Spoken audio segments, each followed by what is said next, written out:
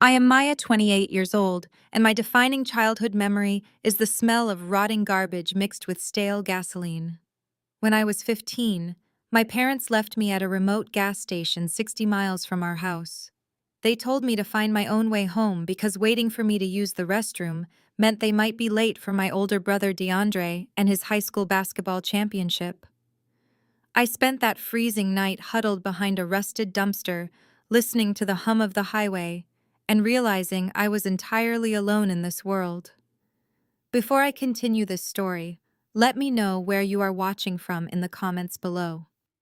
Hit like and subscribe if you have ever had to build your own empire after your family threw you away. Growing up in an affluent African American family in Chicago meant everything was about the image we projected to the outside world. My mother Valerie and my father Marcus were obsessed with presenting the perfect, flawless family to their country club friends and their wealthy neighbors. But behind the manicured lawns and the expensive clothes, all their warmth, attention, and financial resources were funneled directly to one person, DeAndre.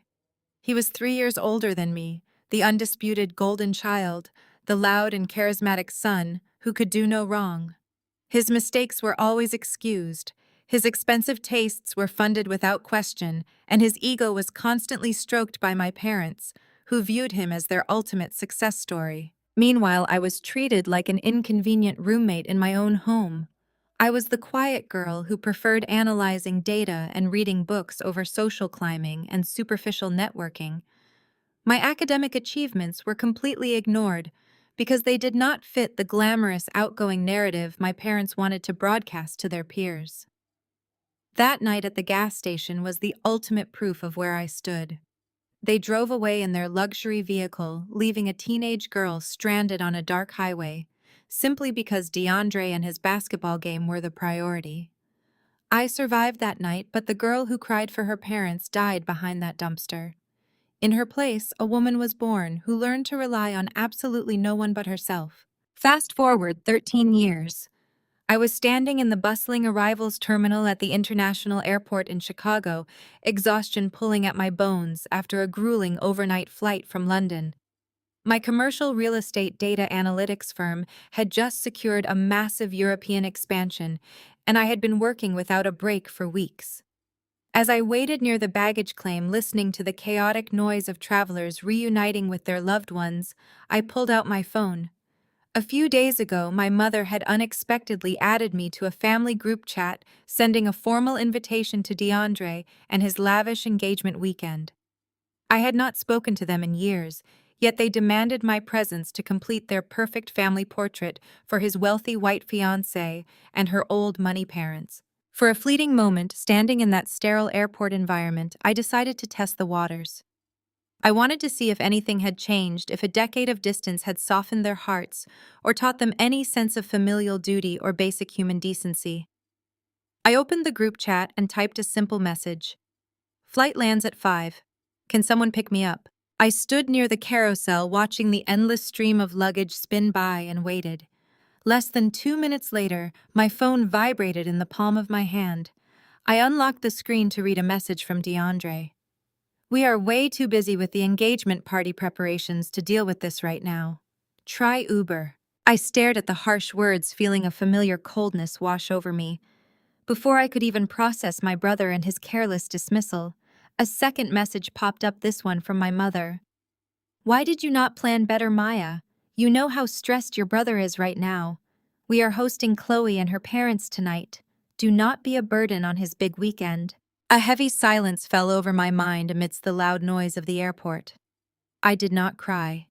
I did not feel the crushing devastation that would have broken me when I was 15 years old. Instead, a slow, quiet smirk spread across my face. They still thought I was the exact same helpless, invisible girl they had discarded all those years ago. They thought I was returning home to beg for their love and financial support, entirely unaware that I had spent the last decade building a property technology empire that completely dwarfed their wildest financial dreams. I did not type out an angry response. I did not remind them of the gas station or the cold nights I spent struggling to survive while they pampered their golden child. I simply replied, No worries. See you soon. I slipped my phone back into my designer handbag and bypassed the crowded rideshare lines and taxi stands where hundreds of weary travelers were fighting for a ride in the freezing Chicago wind. I walked straight past them, making my way through the heavy glass doors of the VIP terminal exit. The bitter cold air hit my face, but I felt completely untouchable. Waiting for me at the curb was a gleaming, heavily armored Mercedes Maybach. My private driver, Calvin, stepped out immediately. His uniform was impeccable, and he opened the heavy rear door for me with a respectful nod. "Welcome home, Miss Maya," he said, taking my sleek leather carry-on bag. "Thank you, Calvin," I replied smoothly. I sank into the heated butter-soft leather of the back seat, the chaos and noise of the airport instantly silenced as the heavy door clicked shut. I looked out the tinted window at the city skyline in the distance. The game had officially begun, and my family had absolutely no idea who they had just invited back into their lives. The drive from the airport to downtown Chicago was smooth and quiet. I watched the city lights blur past the tinted windows of the Maybach. 30 minutes later, Calvin pulled into the private underground garage of my building. I thanked him and stepped into the private elevator that opened directly into my penthouse. The doors parted with a soft chime, revealing the space I had built for myself. It was a sprawling two-story loft with floor-to-ceiling windows overlooking the Chicago River. There were no fake country club memberships here, and no rented luxury cars meant to impress neighbors. Everything in the space was paid for in cash, earned through my own relentless work. I dropped my leather bag by the door and walked over to the massive marble kitchen island. My personal assistant had already sorted my mail into neat piles. Right on top of the stack sat a thick, cream-colored envelope. It was heavy cardstock with elaborate gold embossing. I recognized my mother Valerie and her obsession with expensive stationery immediately. I reached for a silver letter opener and sliced the envelope open. It was the formal invitation to DeAndre and Chloe for their lavish engagement weekend and upcoming wedding. The calligraphy was over the top, listing an exclusive venue that I knew for a fact my parents could not actually afford without taking out another secret second mortgage. As I pulled the heavy invitation from the envelope, a smaller piece of paper fluttered out and landed on the marble counter. It was a handwritten note from my mother. I recognized her sharp, slanted handwriting instantly. I picked it up and read the words she had chosen for her only daughter after nearly a decade of complete silence. "Maya, it is time to grow up and let go of the past. We expect you to be there. Remember to pay for your own hotel, and please do not do anything to embarrass your brother in front of Chloe and her wealthy family. Try to look presentable for once." I stood in my multi-million-dollar penthouse and stared at that small piece of paper. The sheer audacity of it was almost breathtaking. There was no apology for leaving me at a gas station. There was no concern for how I had survived my teenage years. There was only a command to show up, a reminder of my supposed inferiority, and an instruction to stay out of the way. They only invited me because a missing sister at a high society wedding would raise unwanted questions from Chloe and her old money parents. They needed me there purely as a prop to complete their illusion of a perfect, happy family. But they wanted me hidden in the background, footing my own bill and staying quiet. A few years ago, a note like this would have sent me into a spiral of self-doubt. I would have agonized over what to wear to prove my worth. But tonight, I felt absolutely nothing but cold, calculating clarity. I placed the note back down on the marble counter, just as the private elevator chimed again. The doors slid open and Elias stepped into the penthouse. Elias was my lead corporate attorney and one of the few people who knew the full extent of my financial empire. He was sharp, ruthless, and fiercely loyal to me and my firm Obsidian Capital. He walked straight toward the kitchen island carrying a thick leather binder. "Welcome back, Boss Elias," said, setting the binder down in front of me. "I hope the flight from London was smooth." "It was fine, Elias," I replied, pouring myself a glass of sparkling water. "Tell me you have good news." "I have the best news," he said, with a sharp, completely predatory smile. He opened the binder and began laying out official banking documents and property deeds. The acquisition of the luxury apartment complex and the associated commercial properties managed by DeAndre is completely finalized. The bank accepted our aggressive cash offer this morning. I leaned against the counter and looked over the numbers. For the past 3 years, DeAndre had been parading around Chicago as a high-flying real estate executive. My parents constantly bragged on social media about his massive success, his luxury condo, and his supposedly brilliant investments. But numbers never lie, and data was my specialty. When I directed my firm to look into the parent company that employed my brother, the truth was glaringly obvious. DeAndre was not a successful executive.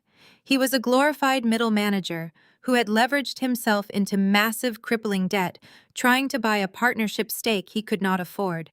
His entire firm was a house of cards built on fraudulent loans, desperate scrambling, and severely mismanaged funds. The bank had been preparing to seize everything. That was when Obsidian Capital swooped in. We operated entirely through shell companies and anonymous corporate trusts. We bought the failing real estate firm, and we bought every single cent of my brother and his toxic debt from the bank. Elias tapped a manicured finger against the final page of the contract. Obsidian Capital now owns the building he lives in, the company he works for, and the debt he cannot pay. We hold the deed to his entire miserable existence. If you give the word tomorrow morning, I can legally evict him, seize his assets, and terminate his employment. He is completely bankrupt, Maya. He just does not know it yet. I took a slow sip of my water.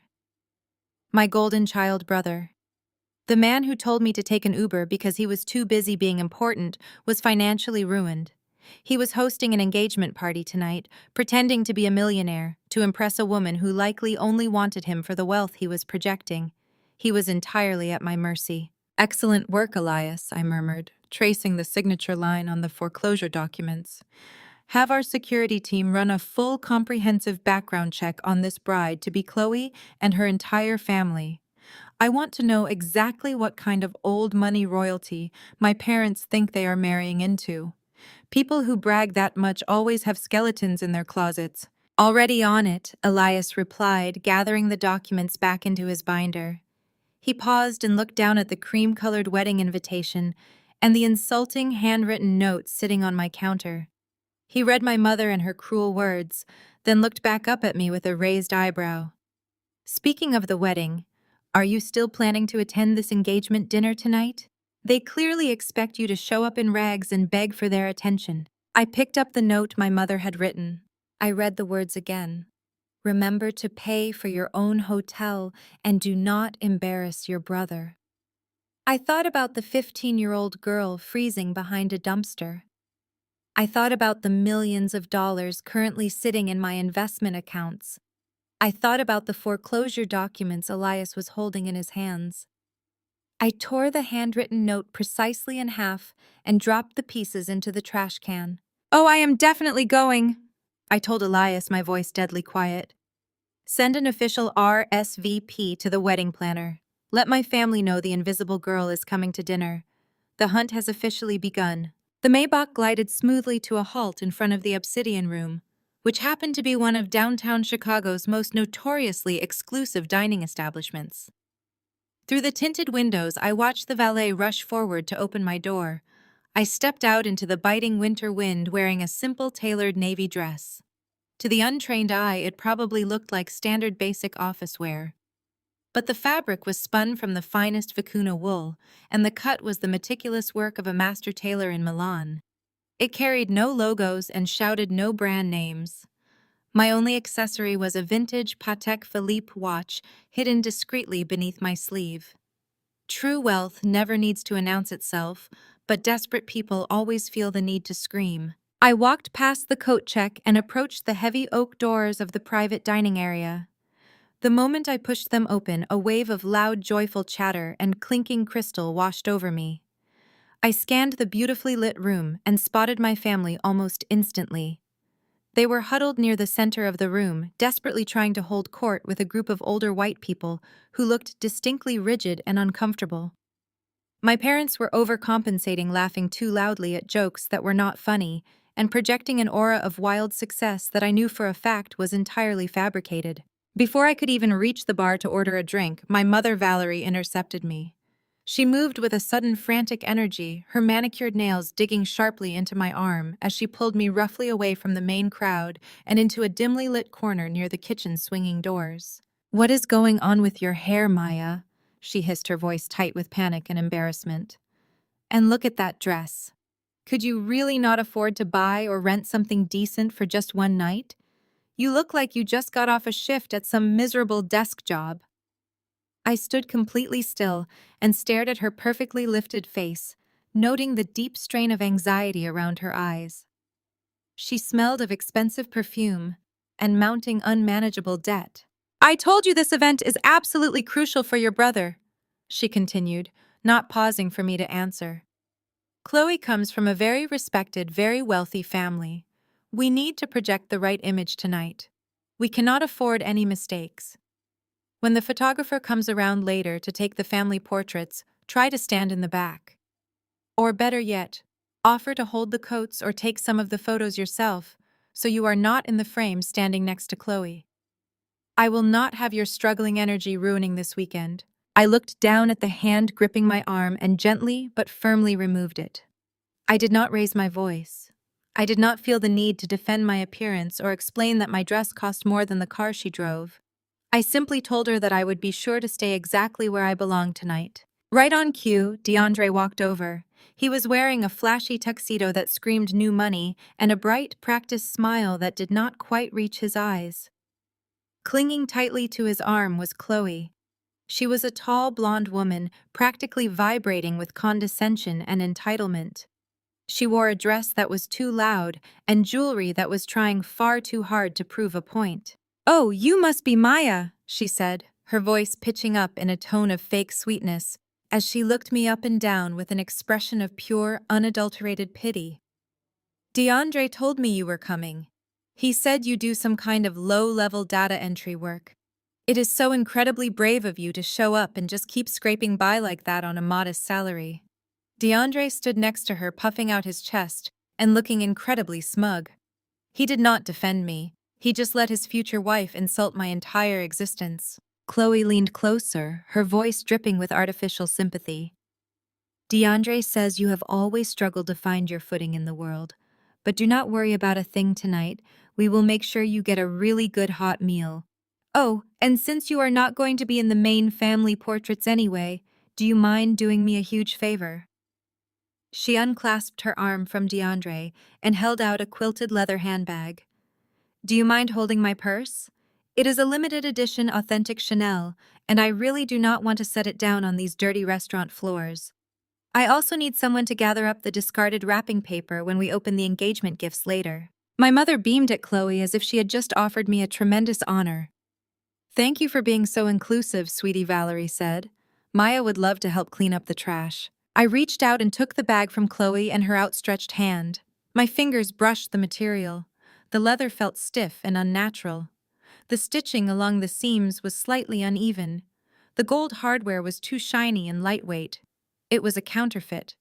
A very good counterfeit, but a fake nonetheless. The irony was almost poetic. It was the absolute perfect metaphor for this entire evening. My brother was faking his massive wealth. My mother was faking her high society status, and this arrogant woman was faking her elite pedigree.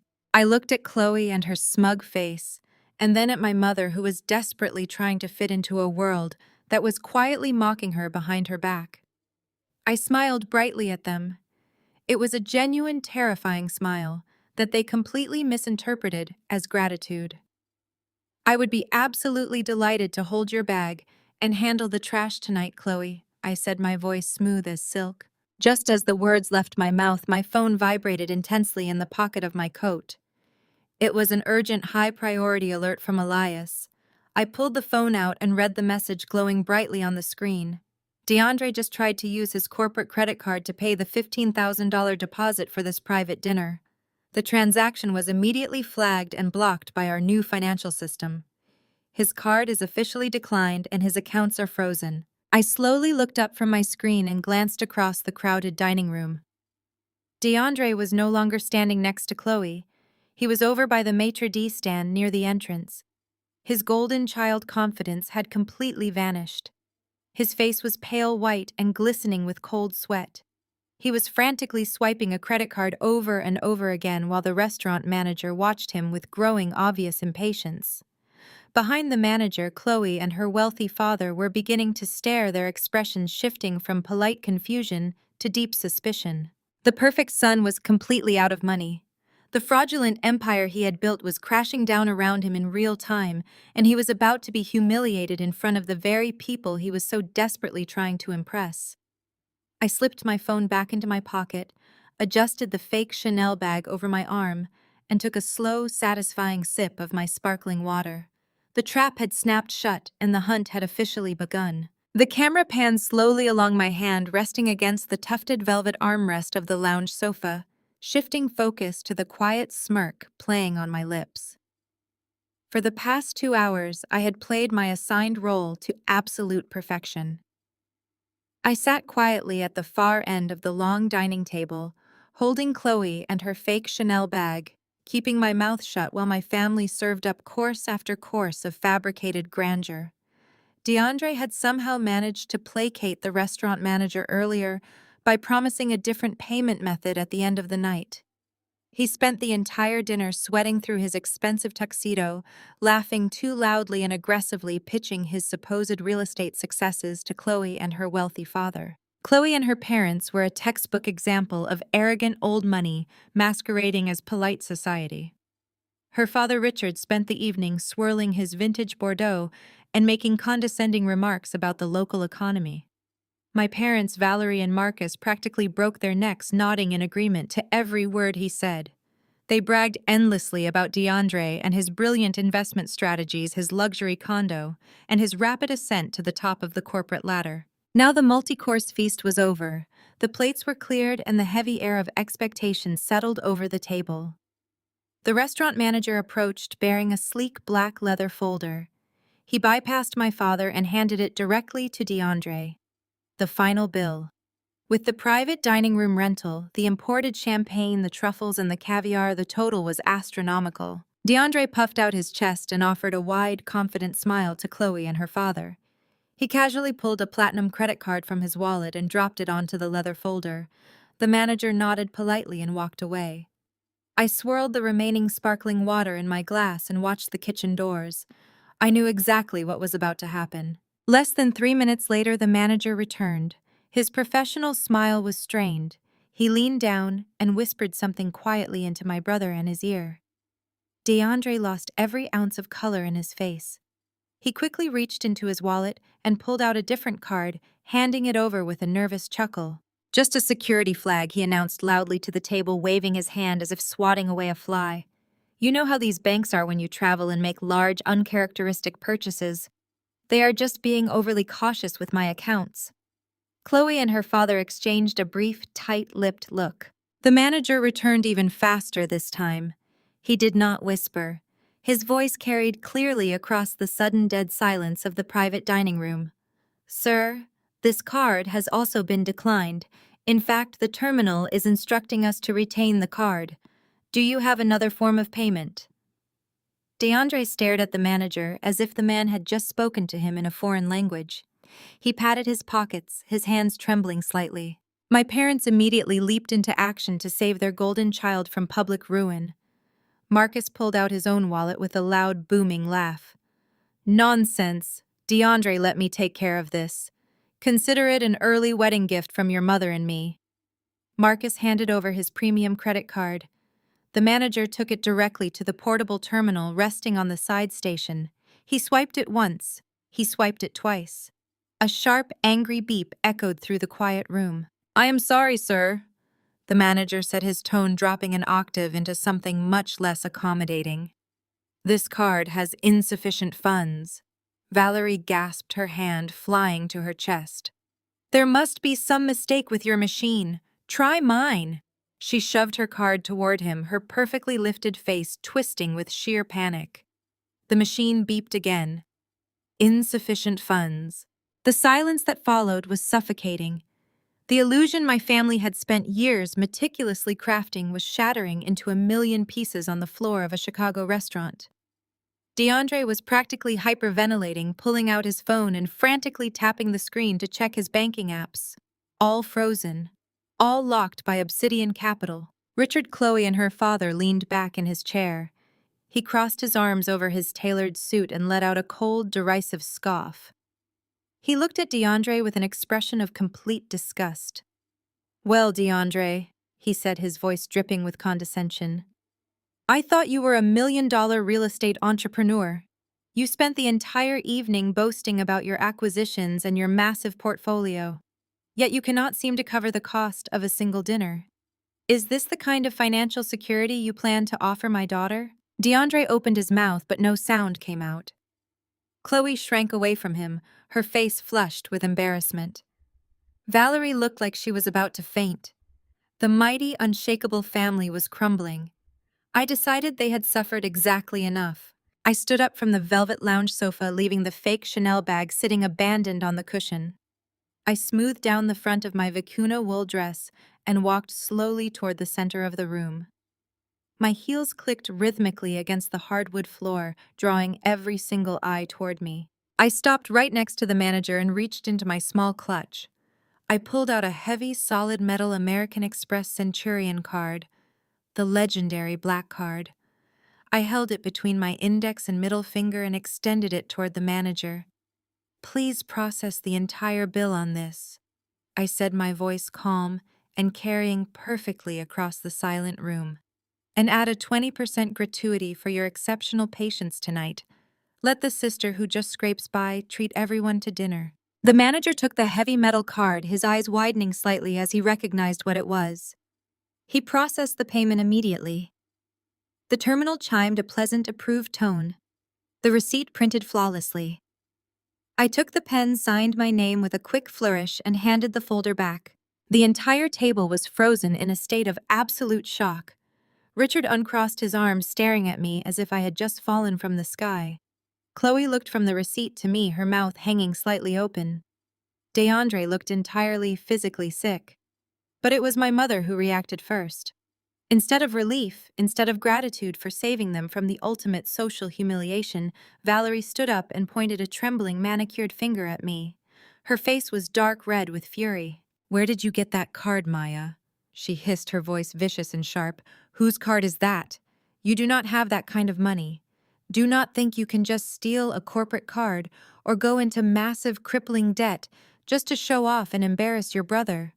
Who do you think you are?" I looked at the woman who had birthed me. She had just been rescued from complete public disgrace, and her first instinct was to attack me, to put me back in my place, to ensure that DeAndre remained the center of the universe, even as his own universe collapsed. I smiled at her.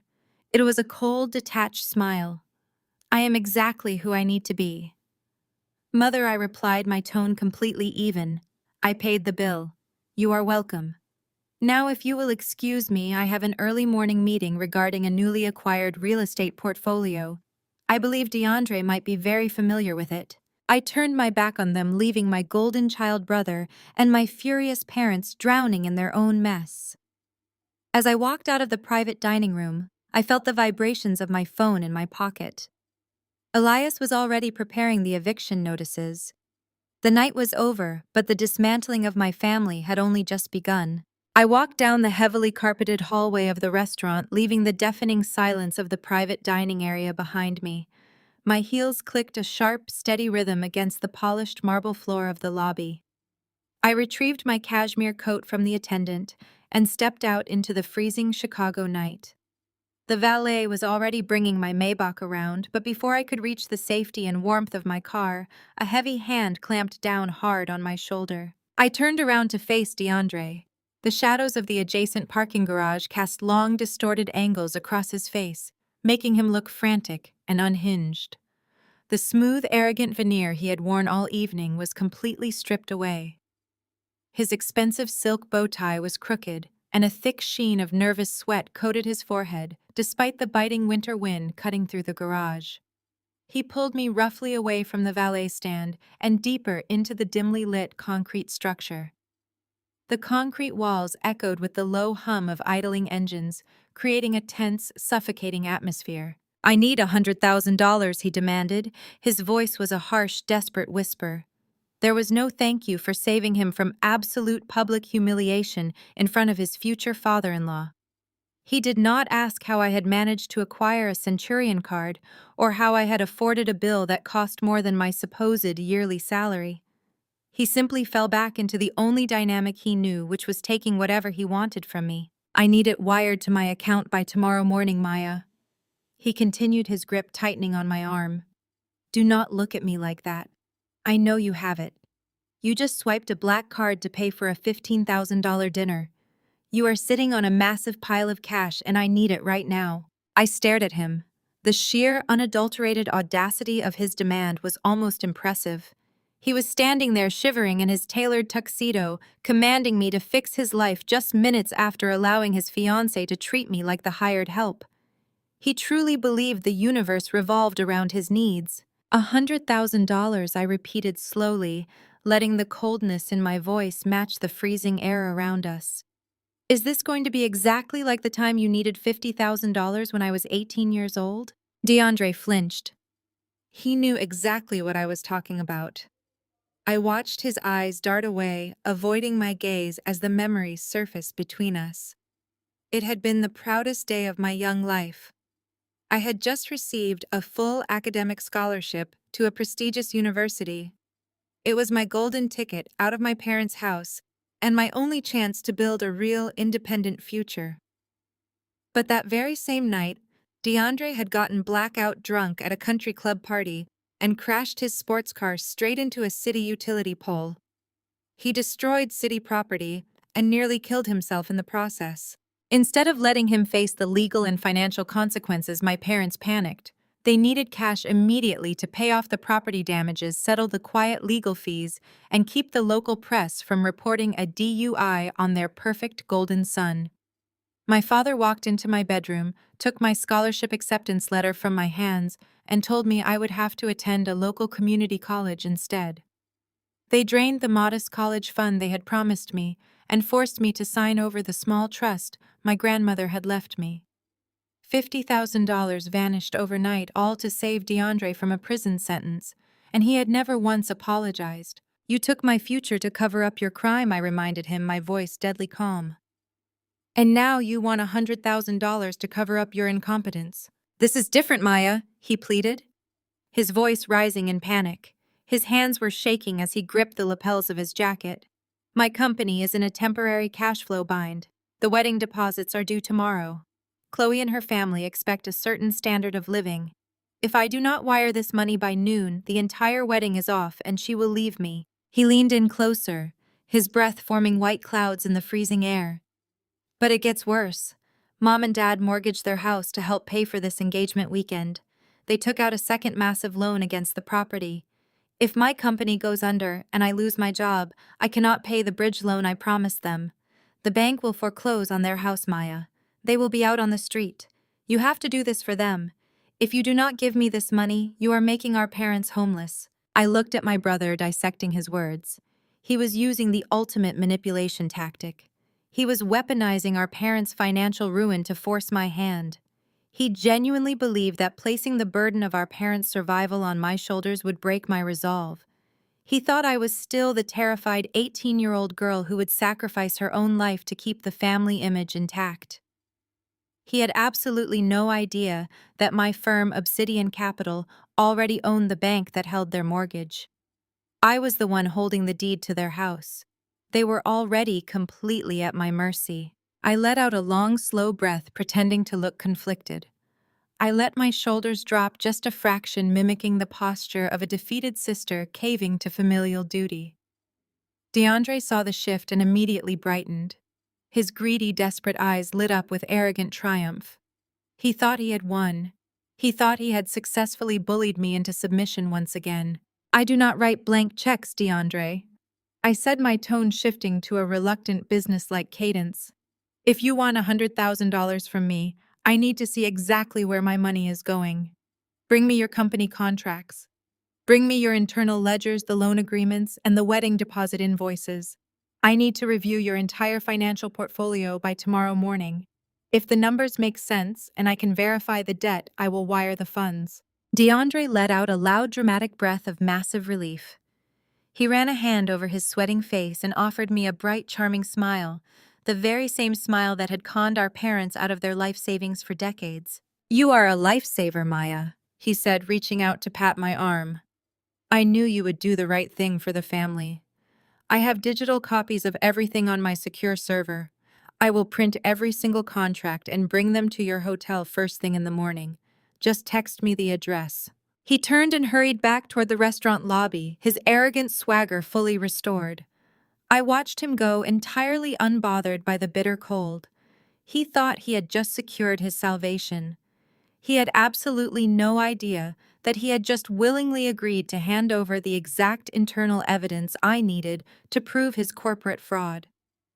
I already owned his corporate debt, but acquiring his internal ledgers would prove his personal liability and intent to defraud investors. He was delivering the final nails for his own coffin directly into my hands. I turned and walked toward my waiting Maybach.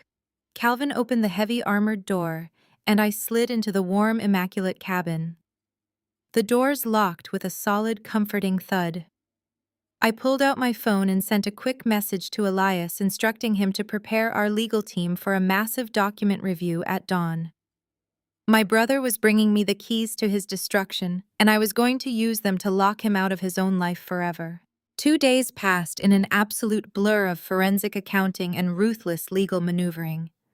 True to his word, DeAndre had arrived at my hotel suite on Saturday morning, clutching a flash drive containing his entire corporate life. He handed it over with a smug grin, fully believing he had secured his $100,000 lifeline. He had no idea that within an hour, my team of elite corporate attorneys was tearing through his ledgers, uncovering a web of phantom loans, shell companies, and fraudulent investor reports. By the time Sunday evening rolled around, the trap was fully set, and I was sitting exactly where I was expected to be, at the far end of the extended mahogany dining table in my parents' suburban home. The physical distance between my seat and the rest of the family was a perfect visual representation of my entire life. I sat in quiet isolation, watching the golden light from the crystal chandelier cast long, lonely shadows across my empty side of the table. At the opposite end, my parents clustered tightly around DeAndre, Chloe, and her father, Richard. Valerie had insisted on hosting this Sunday dinner to make up for what she was frantically calling the unfortunate banking glitch at the restaurant. She had spent the entire weekend transforming the dining room into a desperate imitation of aristocratic wealth. The table was suffocating under the weight of her overcompensation. Massive arrangements of imported white hydrangeas blocked my view of my father Marcus, who was currently pouring a bottle of wine he definitely could not afford. Valerie spent the first hour of dinner relentlessly fawning over Richard, praising his family lineage and their deep historical roots in high society. Richard soaked up the sycophancy with the arrogant ease of a man who believed he owned the very air he breathed. He sat at the head of the table, making condescending remarks about the neighborhood while my parents nodded along like eager, obedient employees. DeAndre sat next to Chloe, looking incredibly relaxed. His tuxedo from the other night was replaced by a cashmere sweater and designer slacks. He shot me a few knowing winks across the table, convinced that my presence here meant his money was secured and his fraudulent empire was safe. He was so incredibly blind to the predator sitting in his own dining room. Valerie clapped her hands together, the sharp sound cutting through the low hum of classical music playing in the background. She smiled brightly, demanding the attention of the entire room. "Chloe and DeAndre have made a wonderful decision regarding the bridal party," she announced, her voice trembling with manufactured excitement. She turned her gaze to me, her eyes narrowing with a familiar commanding glint. "Maya Chloe has generously agreed to include you in the wedding. She wants you to be her junior bridesmaid." I paused, holding my crystal water glass in midair. I was 32 years old. A junior bridesmaid was a title reserved for children and young teenagers. It was a calculated insult designed to strip me of any dignity and place me firmly beneath her friends. Chloe leaned forward, resting her chin on her hands. She smiled, her perfectly white teeth gleaming with artificial sweetness. "It is just going to be such a demanding and exhausting weekend, Maya," she said, her voice dripping with fake sympathy. "I need someone dependable behind the scenes. Someone to steam the silk dresses, coordinate the catering deliveries, fetch the coffee, and manage my personal items. A bridal attendant, really. It will keep you busy and out of the way when the official photographer is taking the main bridal party portraits. You will not even have to buy a gown. You can just wear a black uniform so you blend in with the venue staff." DeAndre chuckled, taking a long sip of his wine. He did not object to his future wife treating his sister like unpaid domestic labor. He actively enjoyed it. Valerie beamed at Chloe as if the girl had just bestowed a tremendous honor upon our family. "We are so grateful, Chloe," Valerie gushed. "Maya would be absolutely thrilled to serve you on your special day. It is the least she can do to contribute." The main courses were passed around by the catering staff my mother had hired to pretend we had household help. Valerie had insisted they serve her famous fried chicken, a recipe passed down from my great-grandmother.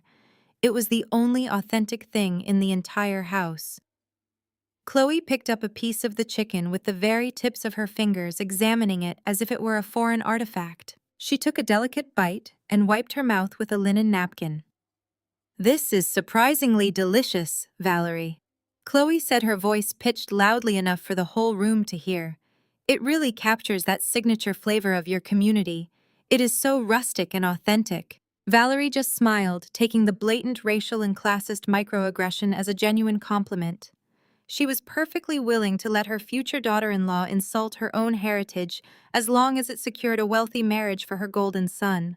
Chloe turned her gaze down the long table to where I sat in silence.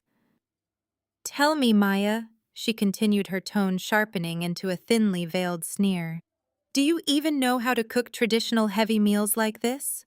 Or do you just survive on cheap canned soup and microwave dinners in that little rented apartment of yours?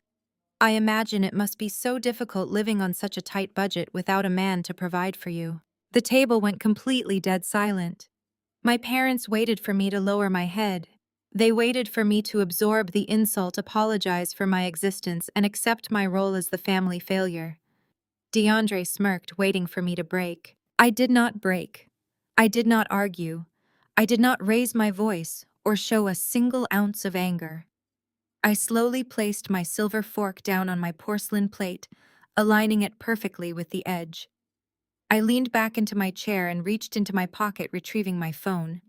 The screen illuminated my face in the dim lighting of the dining room. "I actually prefer to spend my evenings reading Chloe," I said, my voice smooth, calm, and carrying perfectly across the heavy silence of the room. In fact, I was just catching up on some fascinating financial news right before dinner was served. I tapped the screen and opened the encrypted dossier Elias had forwarded to me exactly 1 hour ago. The timing was impeccable. I kept my eyes locked on Richard as I began to read the text aloud, letting the words drop like heavy stones onto the mahogany table. "The Securities and Exchange Commission has officially launched a federal investigation into Vanguard Heritage Holdings regarding the creation of fraudulent phantom funds to obscure massive catastrophic capital losses. Federal agents have reportedly seized the company's servers and frozen all executive assets pending a criminal indictment for wire fraud and embezzlement." I paused, letting the silence stretch out until it felt like the air was being sucked from the room. I slowly lowered my phone and offered Richard a bright, terrifying smile. "What a remarkable coincidence, Richard," I said, my voice soft, but laced with absolute lethal intent. "Is Vanguard Heritage not the primary investment vehicle for your family trust? I read somewhere that your personal net worth is entirely tied up in their offshore accounts." The reaction was instantaneous and violent. All the color completely drained from Richard's face, leaving him a sickly pale gray. His jaw dropped open and his hand began to tremble so violently that his crystal wine glass slipped from his fingers. It shattered against the table, sending dark red wine spilling across Valerie's pristine white tablecloth like a spreading pool of blood. Chloe gasped, jumping out of her chair as the wine splashed against her silk dress. "Daddy, what is she talking about?" Chloe demanded, her voice shrill with sudden panic. Tell her she is lying. Richard could not speak. He was clutching his chest, staring at me with wide, terrified eyes. The condescending aristocrat was gone entirely, replaced by a desperate, panicked criminal who had just realized his entire life was a lie.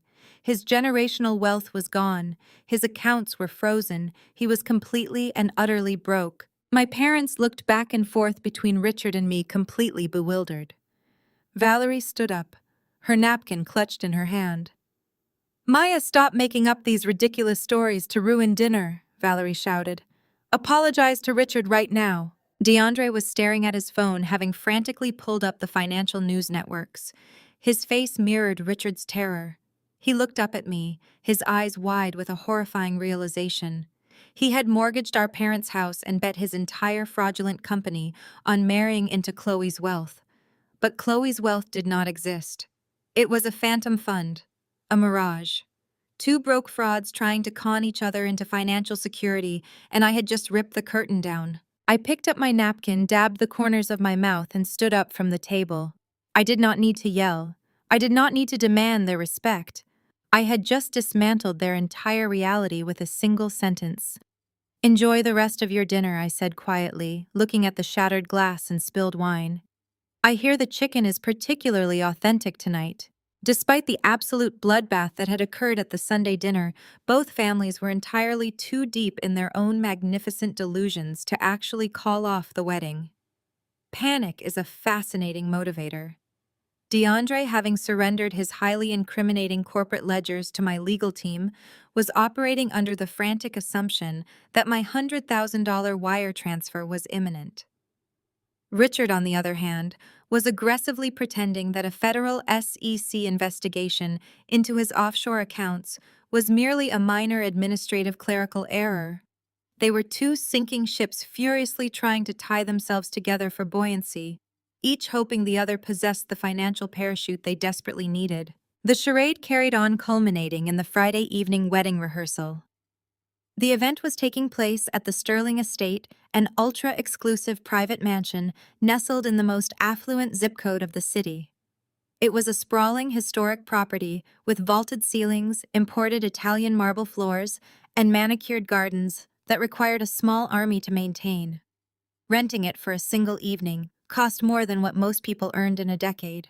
I stood near the grand fireplace, nursing a glass of sparkling water and watching the room spin around me. The atmosphere was incredibly dizzying. A rapid, accelerating orbit of fake smiles, strained laughter, and frantic, desperate posturing. DeAndre was pacing near the arched windows, aggressively checking his phone every 30 seconds, looking for a bank notification that was never going to arrive.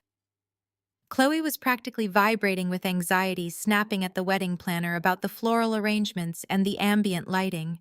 But it was Richard who was truly unraveling.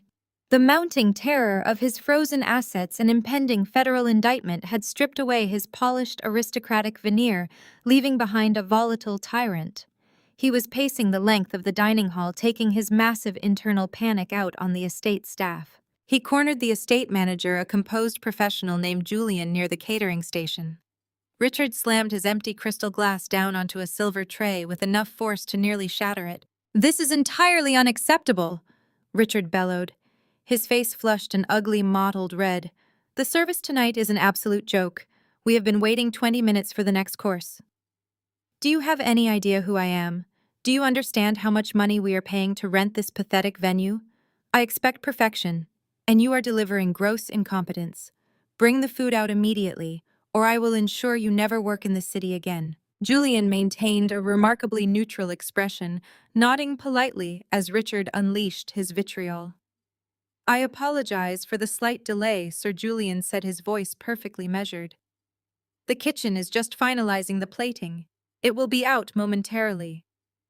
"Do not give me excuses," Richard snarled, stepping closer and pointing a finger directly at Julian's chest. "Go into that kitchen and do your job." Across the room, my parents were watching the exchange with absolute horror. Valerie and Marcus were practically vibrating with fear, terrified that Richard's foul mood would somehow derail the wedding and destroy their proximity to his perceived wealth. They were still desperately clinging to the illusion of his high society status, completely ignoring the reality that he was a broke fraud under federal investigation. My mother zeroed in on me. She crossed the room with frantic, hurried steps, her heels clicking sharply against the marble. She grabbed my arm, her perfectly manicured nails digging sharply into my skin. "What are you doing just standing here?" Valerie hissed, her voice a tight, panicked whisper. "Can you not see that Richard is furious? The staff here is completely useless and they are ruining the rehearsal. Go out there and help them. Go into the kitchen and start carrying out the trays." I looked down at the hand gripping my arm and then up at her strained, terrified face. "You want me to serve the food?" I asked, my voice dangerously calm. "Yes," Valerie snapped, completely oblivious to the sheer indignity of her demand. "You are not doing anything anyway. Go put an apron on and help the caterers before Richard loses his temper and calls off the entire weekend. Do not just stand there being an eyesore, Maya. Make yourself useful. We cannot afford to upset him." I looked at my mother. I looked at the profound, pathetic desperation radiating from every pore of her body. She was willing to humiliate her own daughter, to reduce me to unpaid servant labor, just to appease an abusive, arrogant man who was currently facing federal prison time. I gently but firmly peeled her fingers off my arm. I smoothed down the fabric of my tailored silk suit.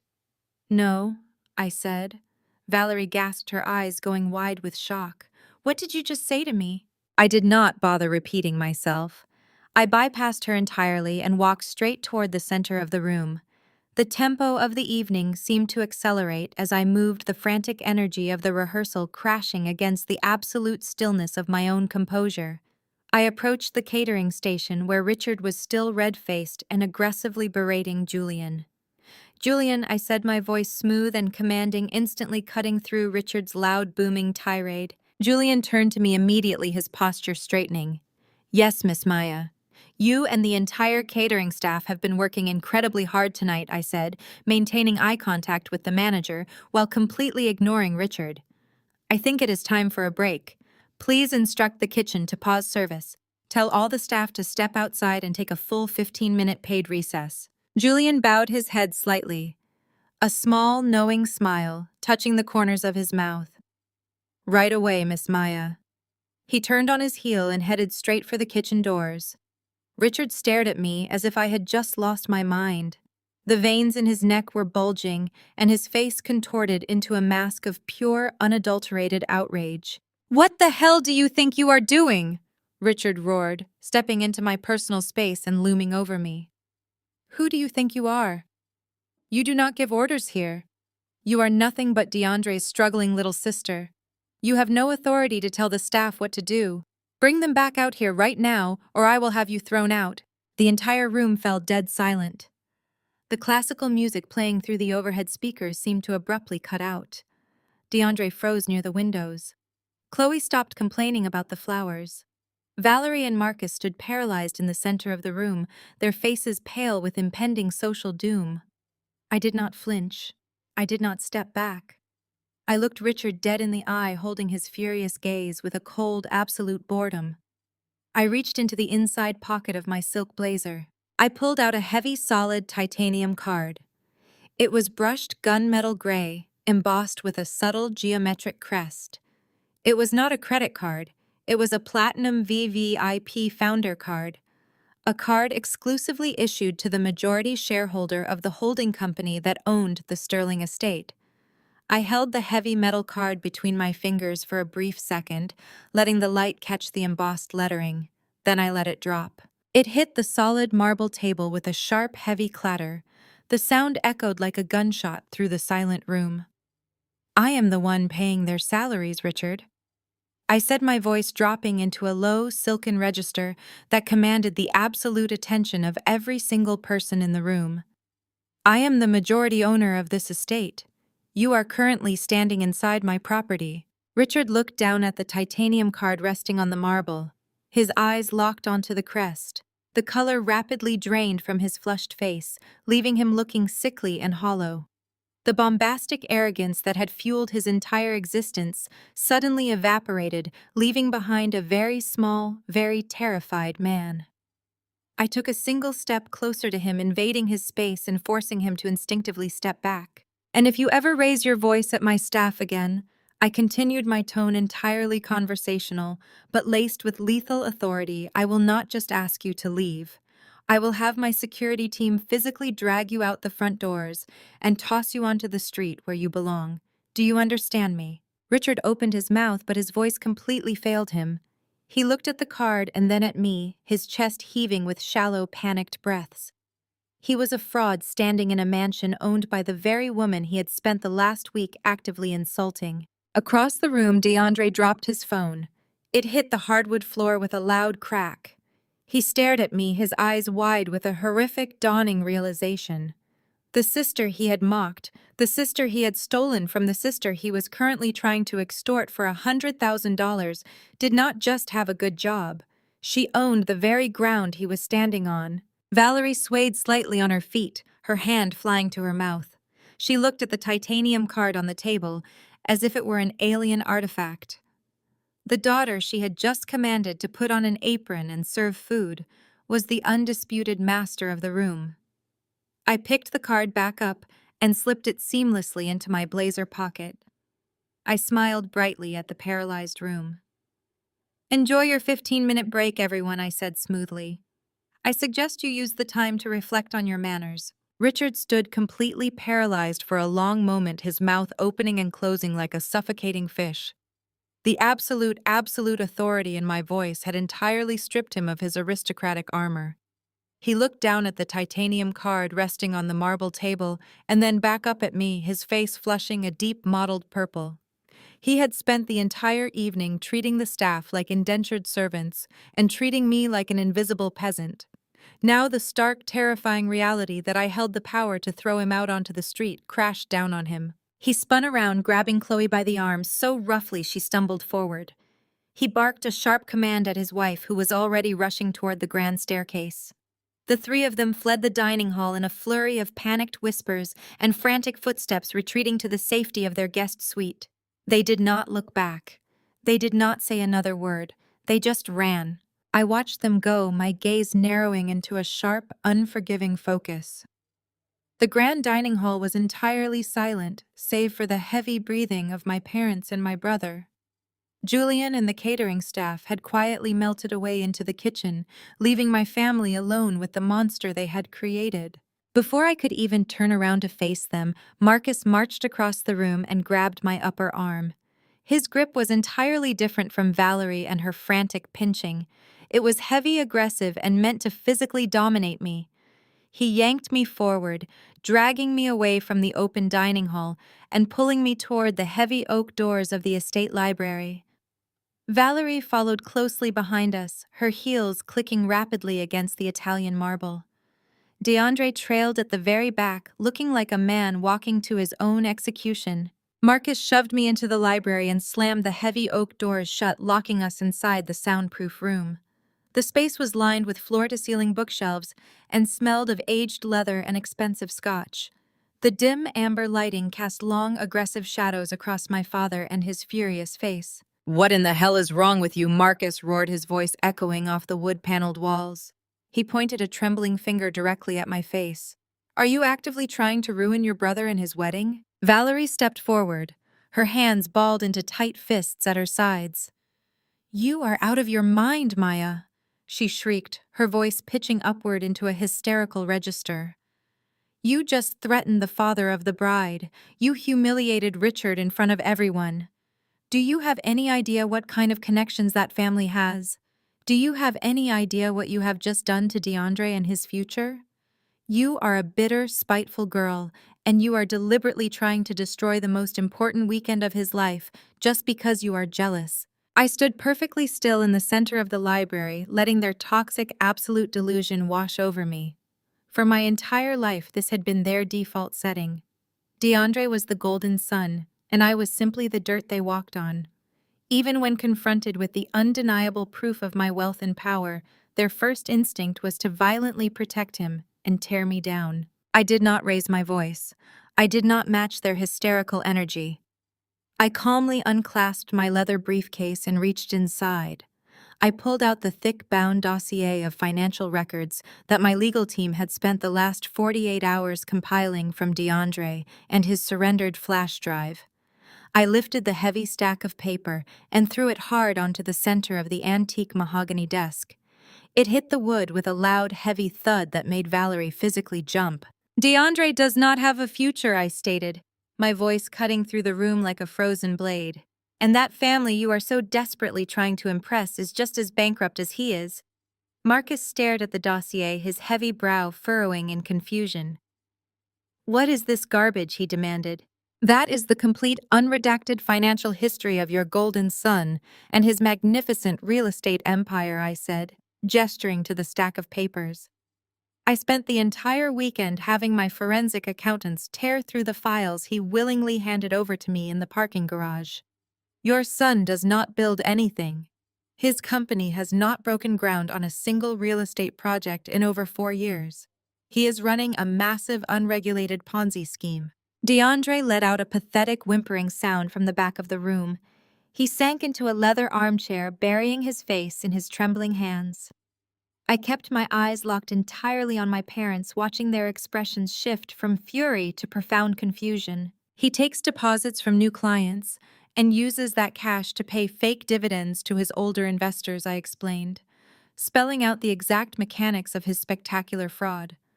"He has been doing it for years to fund his luxury cars, his designer clothes, and his expensive condo. But a few months ago, the new investor money dried up. He could not make the payouts. His accounts were frozen. He was completely underwater and facing federal wire fraud charges if anyone looked too closely at his books." Valerie shook her head, her perfectly curled hair bouncing around her pale face. "No," she whispered. "No, that is impossible. DeAndre is a genius. He is featured in magazines. He is marrying Chloe." "He is marrying Chloe because he thought her family had the capital to bail him out," I corrected her harshly. "But he needed a bridge loan to keep his house of cards standing until the wedding day. And because his credit is completely destroyed and he is blacklisted by every legitimate bank in the state, he turned to the only two people naive enough to blindly trust him." I took a slow, deliberate step toward my father, watching the blood slowly drain from his face. "He took out a second massive high-interest mortgage on your home," I said, letting the absolute horror of the reality sink into the room. "He used your house as collateral to pay off the most aggressive investors who were threatening to go to the police. He tied your entire financial future to a fraudulent criminal enterprise. And when he could not cover the massive deposit for this wedding weekend, he tried to extort me for $100,000 in the parking lot." The silence in the library was absolute. The only sound was the jagged, panicked breathing coming from DeAndre in the corner. I watched my parents waiting for the inevitable realization to crash down upon them. I waited for them to turn around and look at the son who had lied to them, stolen from them, and mortgaged their only asset to save his own skin. I waited for the shock, the anger, the outrage that any normal parent would feel upon learning their golden child was a complete sociopathic criminal. But that is not what happened.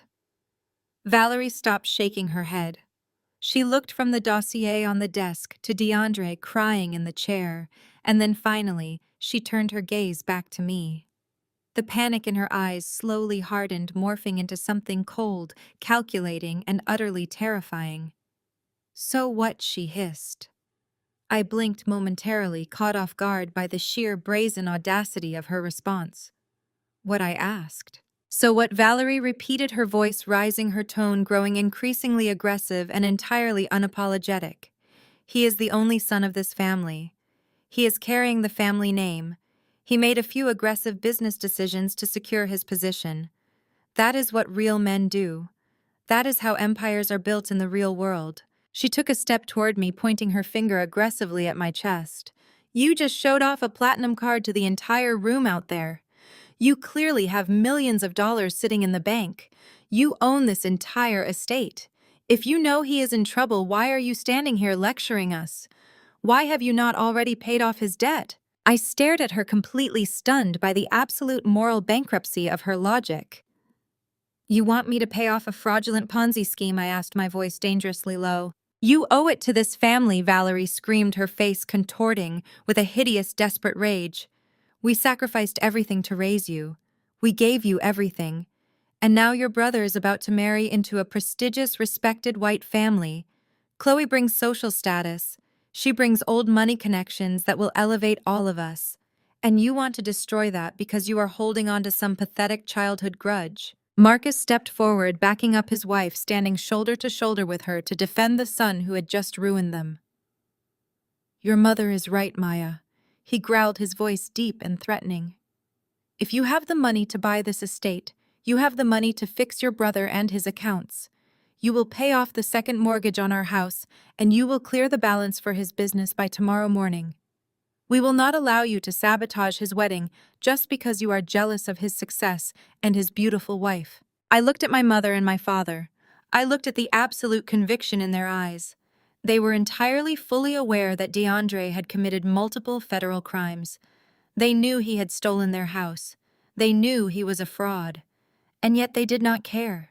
They were perfectly willing to completely bankrupt my life, drain my resources, and make me an accessory to federal wire fraud just to maintain the illusion of their golden son and his proximity to white aristocratic wealth.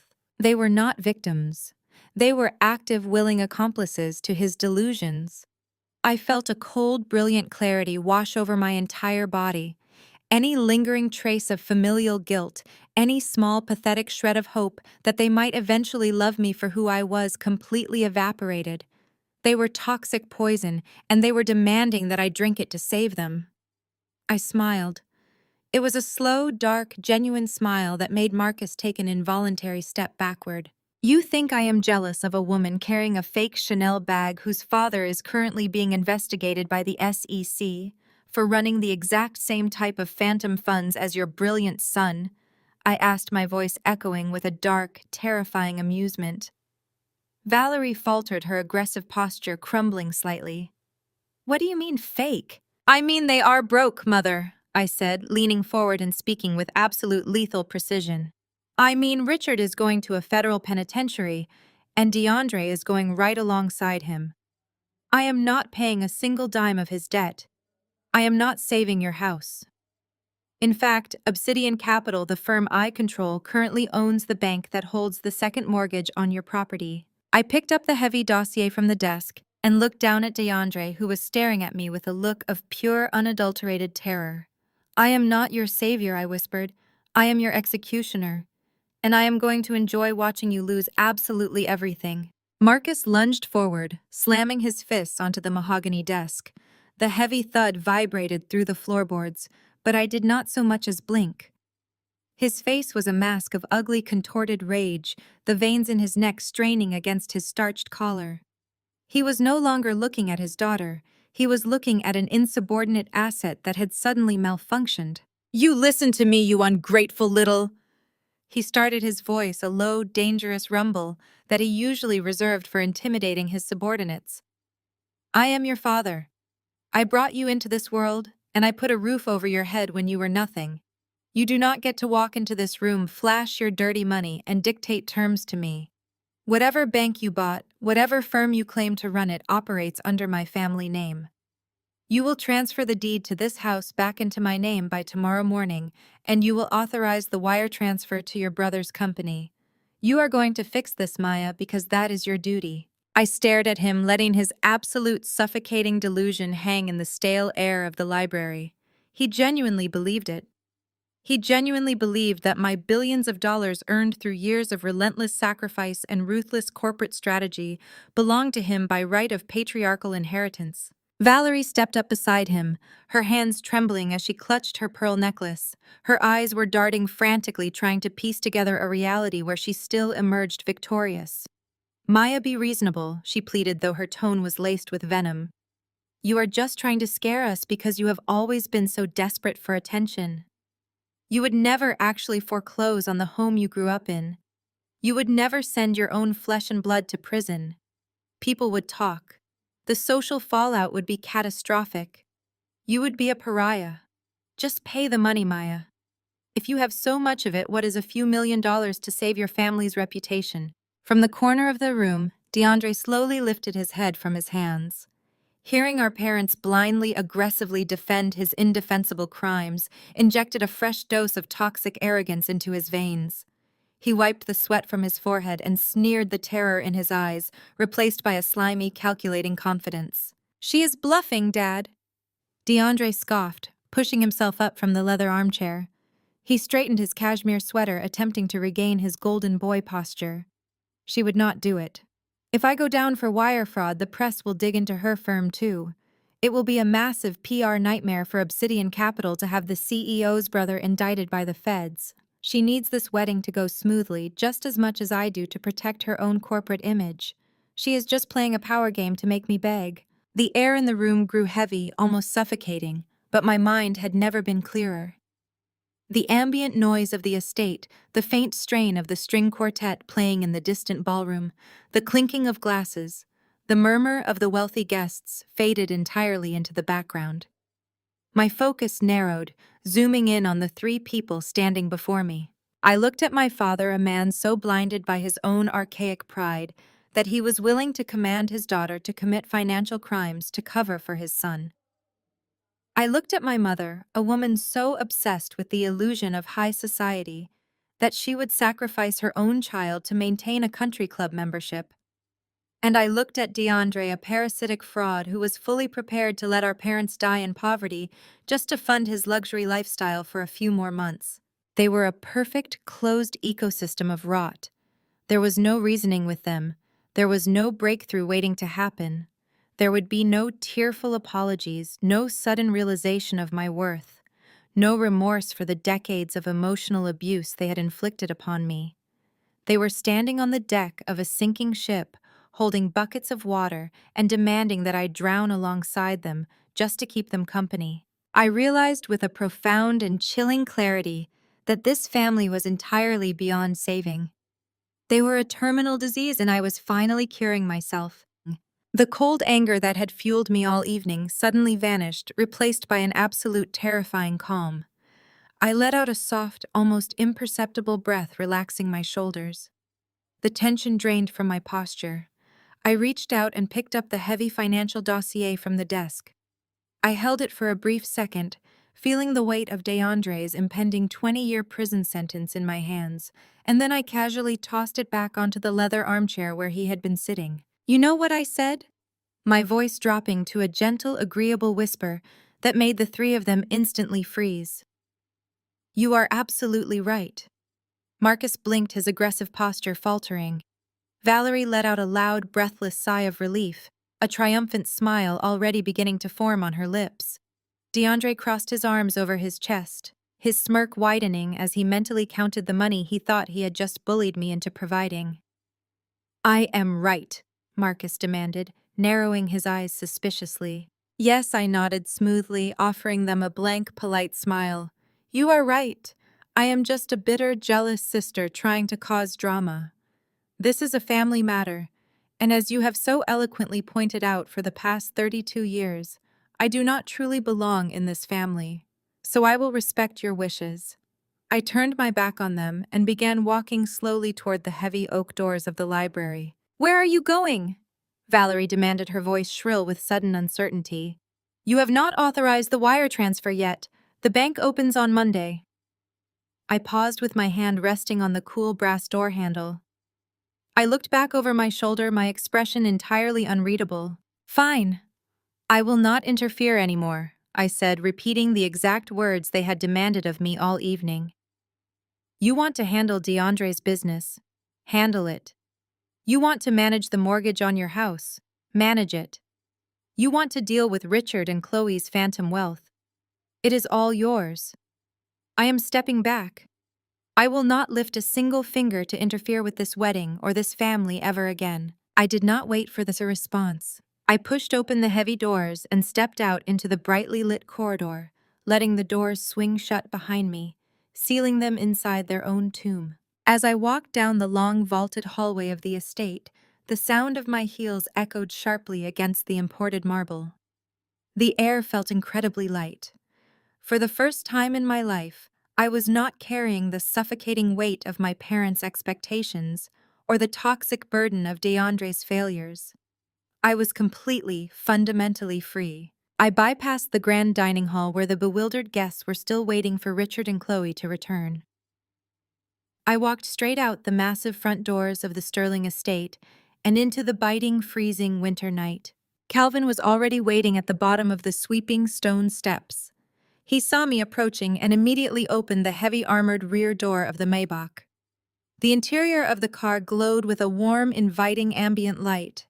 I slid into the luxurious leather back seat and Calvin closed the door behind me with a solid, comforting thud that blocked out the howling wind. I settled into the plush seat and immediately pulled my encrypted phone from my pocket. The screen illuminated the dark cabin. I dialed Elias's private number. He answered on the first ring, his voice crisp and relentlessly professional despite the late hour. "Miss Maya," Elias said. "I trust the rehearsal dinner was illuminating." It was everything I expected, and more.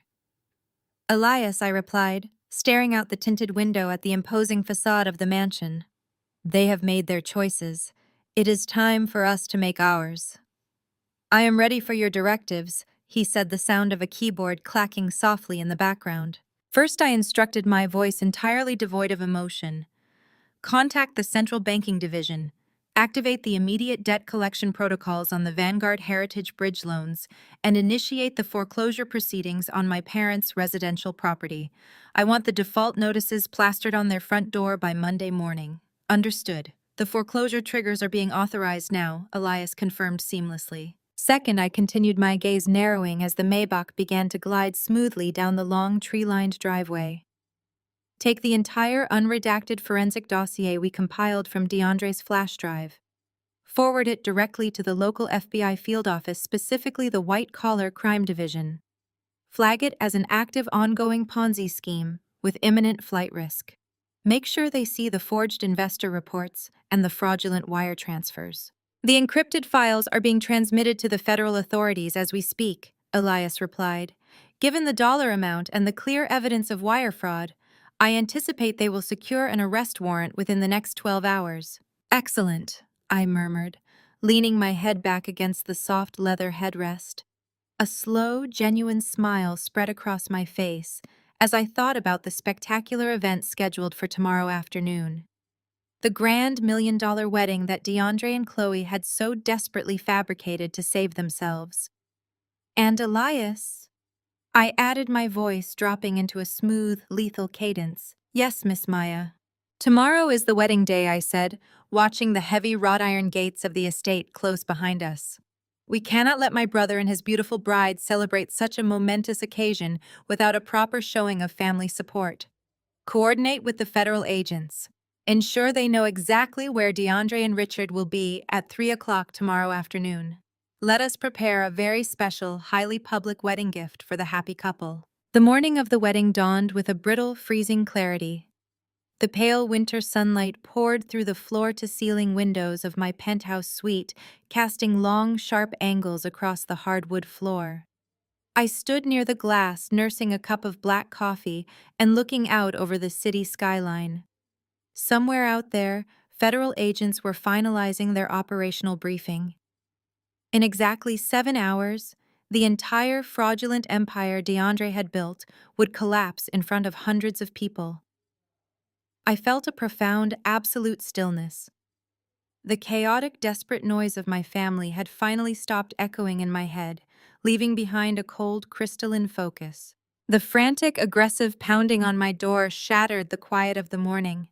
Before I could even turn around or set my coffee cup down, the heavy mahogany door flew open. Valerie had apparently terrorized the hotel concierge into handing over a master keycard. She stormed into the center of my suite, bringing the frantic, toxic energy of the wedding day directly into my sanctuary. Chloe trailed right behind her, flanked by a harried-looking makeup artist and a personal assistant carrying an array of garment bags. Chloe looked entirely unhinged. Her blonde hair was pinned up in dozens of tight metal clips, and her face was covered in a thick layer of setting powder, making her look like a frantic, desperate ghost. She marched straight toward my immaculately made bed and threw a plastic garment bag onto the pristine white duvet. "You need to put this on right now," Chloe commanded, her voice shrill and grating. The photographer is going to be here in exactly 45 minutes for the bridal party preparation shots, and I refuse to let you hold up my schedule. Valerie stepped forward, her arms crossed tightly across her chest. She looked at me with a mixture of profound exhaustion and deep resentment. She was still operating under the magnificent delusion that she could bully me into submission. She genuinely believed that if she just yelled loud enough, I would simply forget that I owned the deed to her house and the debt to her son's company. Listen to your future sister-in-law. Maya Valerie barked, her tone sharp and unforgiving. You are going to wear that dress, and you are going to stand at the very end of the back row. Do not try to draw attention to yourself. Do not try to make conversation with Richard or any of Chloe's relatives. You are only here because we are a family that values optics. Do not do anything to ruin the formation or embarrass your brother. I set my coffee cup down on the glass side table and walked slowly over to the bed. I reached out and pulled the zipper of the plastic bag down. The dress inside was nothing short of an intentional, calculated insult. It was a dull, washed-out shade of olive green that looked more like murky swamp water than a celebratory color. The fabric was a cheap synthetic polyester that felt rough and highly flammable against my skin. It was completely unlined, entirely shapeless, and clearly tailored for a woman at least 3 sizes smaller than me. If I somehow managed to force myself into it, the seams would tear the moment I took a single breath. It was a visual representation of exactly how they viewed me: cheap, ill-fitting, and entirely disposable. They wanted to force me into a physical manifestation of my supposed failure and parade me around in front of their wealthy guests to make themselves feel superior. I looked down at the hideous garment and then back up at Chloe. I am not wearing this, I said, my voice perfectly level. Chloe let out a loud theatrical gasp of pure outrage. She whipped her head around to look at Valerie, gesturing wildly toward me as if I had just committed a violent crime. Do you see this? Valerie, Chloe shrieked, her voice echoing off the vaulted ceiling of the penthouse. Do you see the absolute disrespect? DeAndre warned me about this. He told me she was impossible to deal with. He said she was a bitter, jealous woman who would try to ruin my day because she has absolutely nothing going for her in her own pathetic life. Valerie stepped closer, her face flushing a deep, angry red. Put the dress on, Maya, she demanded, her voice dropping into a threatening register. Stop acting like a spoiled child. You are ruining the morning. I did not move. I maintained my absolute composure, watching the two of them unravel over a cheap piece of polyester. My lack of reaction only seemed to infuriate Chloe further. The manic energy vibrating beneath her skin suddenly sharpened into something vicious and cruel. She stepped right up to me, invading my personal space, her eyes flashing with malicious intent. You know, I really should not be surprised by your behavior, Chloe sneered, her lips curling into a wicked, condescending smile. DeAndre told me all about your past. He told me everything about how you dropped out of college and disappeared. He told me that things got so bad for you that you actually used to sleep on the streets behind a dumpster just to survive. I felt a sudden sharp pulse of genuine anger flare in my chest. I stared at her, dissecting the absolute audacity of the lie. DeAndre had taken the darkest, most terrifying period of my life, the months after my parents had drained my college fund to save him from prison, and twisted it into an entertaining anecdote to amuse his wealthy fiancée.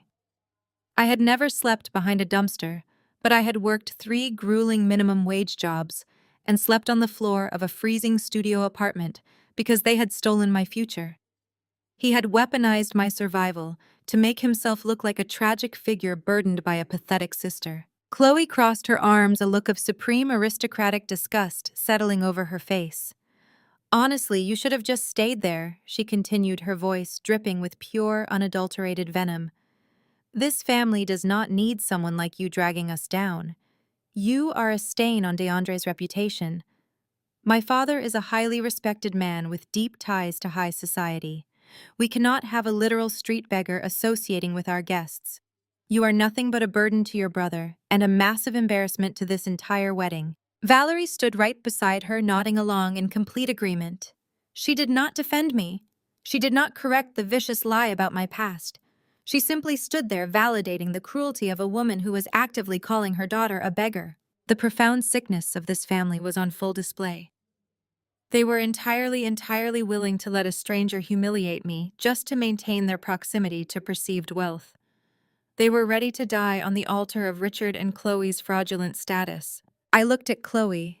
I looked at her tightly pinned hair, her powdered face, and her absolute conviction that she was untouchable.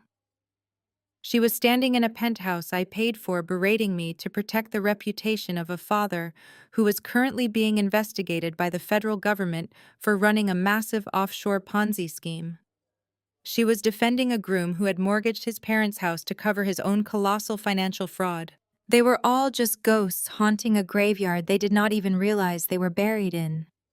I did not raise my voice. I did not argue. I did not attempt to defend my past or correct DeAndre's malicious lies. There was absolutely no point in negotiating with people who were mathematically hours away from losing their freedom. I reached down and picked up the cheap green dress from the bed. I held the rough synthetic fabric between my fingers, feeling the cheap seams and the terrible construction. I walked slowly past Chloe and Valerie, my movements deliberate and entirely unhurried. I crossed the room to where a small brass wastebasket sat near the mahogany writing desk. I held the dress over the basket and simply let it go. It pooled into the bottom of the trash can, blending perfectly with the discarded coffee cups and crumpled napkins. I turned back to face them. Chloe was staring at the wastebasket, her jaw literally hanging open in absolute shock. Valerie looked as though she was about to have a stroke. "You are exactly right, Chloe," I said, my voice smooth, terrifyingly calm, and echoing with the finality of a judge delivering a sentence. "The place for trash is in the trash can." I stepped forward, bridging the gap between us until Chloe was forced to instinctively step back toward the door. "Now get out of my room!" I commanded, my tone dropping into a lethal frozen whisper. "Take your makeup artist, take your assistant, and get out. You have a very big, very important day ahead of you. I highly suggest you go enjoy every single remaining second of your perfect wedding morning, because I promise you by this afternoon, your life is going to look very, very different." Chloe stumbled backward, completely terrified by the absolute lack of mercy in my eyes. She practically tripped over her own custom silk robe as she scrambled out of the penthouse, her makeup artist and assistant fleeing right behind her like startled prey. The heavy mahogany door clicked shut, sealing the quiet serenity of my suite once again. I stood alone in the center of the room, breathing in the silence.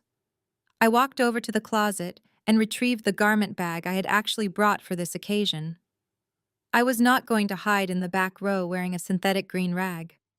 I was going to attend this wedding wearing the exact uniform of the woman who held their entire existence in the palm of her hand. 4 hours later, I stepped into the grand ballroom of the Sterling estate. I wore a bespoke tailored suit in deep obsidian black, the sharp, immaculate lines cutting a striking contrast against the sea of pastel gowns and rented tuxedos. The wedding had unfolded with an absurd, sickening level of manufactured opulence. Valerie had somehow managed to drape every available surface in imported white orchids and cascading crystal beads. There were towering ice sculptures, champagne fountains, and hundreds of guests who had been invited solely to serve as an audience for DeAndre's colossal ego. It was a spectacular theatrical production designed to project an illusion of infinite generational wealth. I stood near the back of the cavernous reception hall, isolating myself from the suffocating crowd. The camera angle of my life felt as though it was panning slowly over my shoulder, directing its focus out the massive floor-to-ceiling windows toward the sprawling city skyline.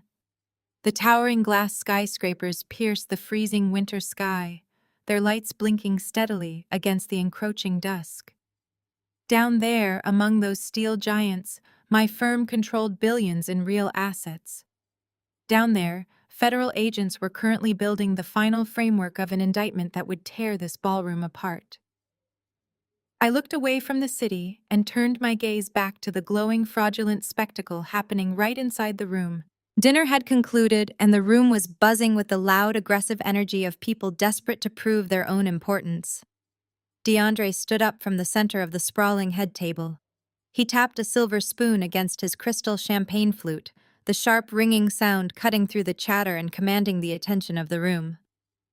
He adjusted the lapels of his custom white tuxedo jacket, puffing out his chest as he looked out over the sea of faces. He was practically vibrating with toxic triumph. He truly believed he had pulled it off. He believed my money was currently sitting in his accounts, and that Richard's phantom wealth was about to secure his legacy forever. "Thank you all for being here tonight," DeAndre began, his voice booming confidently through the microphone. "Today is about more than just a wedding. Today is about the merging of two incredible families. It is about vision, ambition, and the future." He paused, letting his arrogant gaze sweep across the room, soaking up the absolute adoration of our parents, who were seated in the front row. Valerie was weeping, dabbing her eyes with a lace handkerchief, while Marcus nodded with profound, solemn pride. "When I started my real estate firm, I had a vision to build something monumental." DeAndre continued, his tone dripping with self-congratulatory satisfaction. "People told me I was dreaming too big. They said building $1 billion portfolio by 30 was impossible. But looking around this room, looking at my beautiful wife and her incredible family, I can confidently say that the impossible is just a starting point for a man who knows how to conquer the world." Polite applause rippled through the ballroom. Richard was sitting beside Chloe, a strained, tight smile plastered across his face.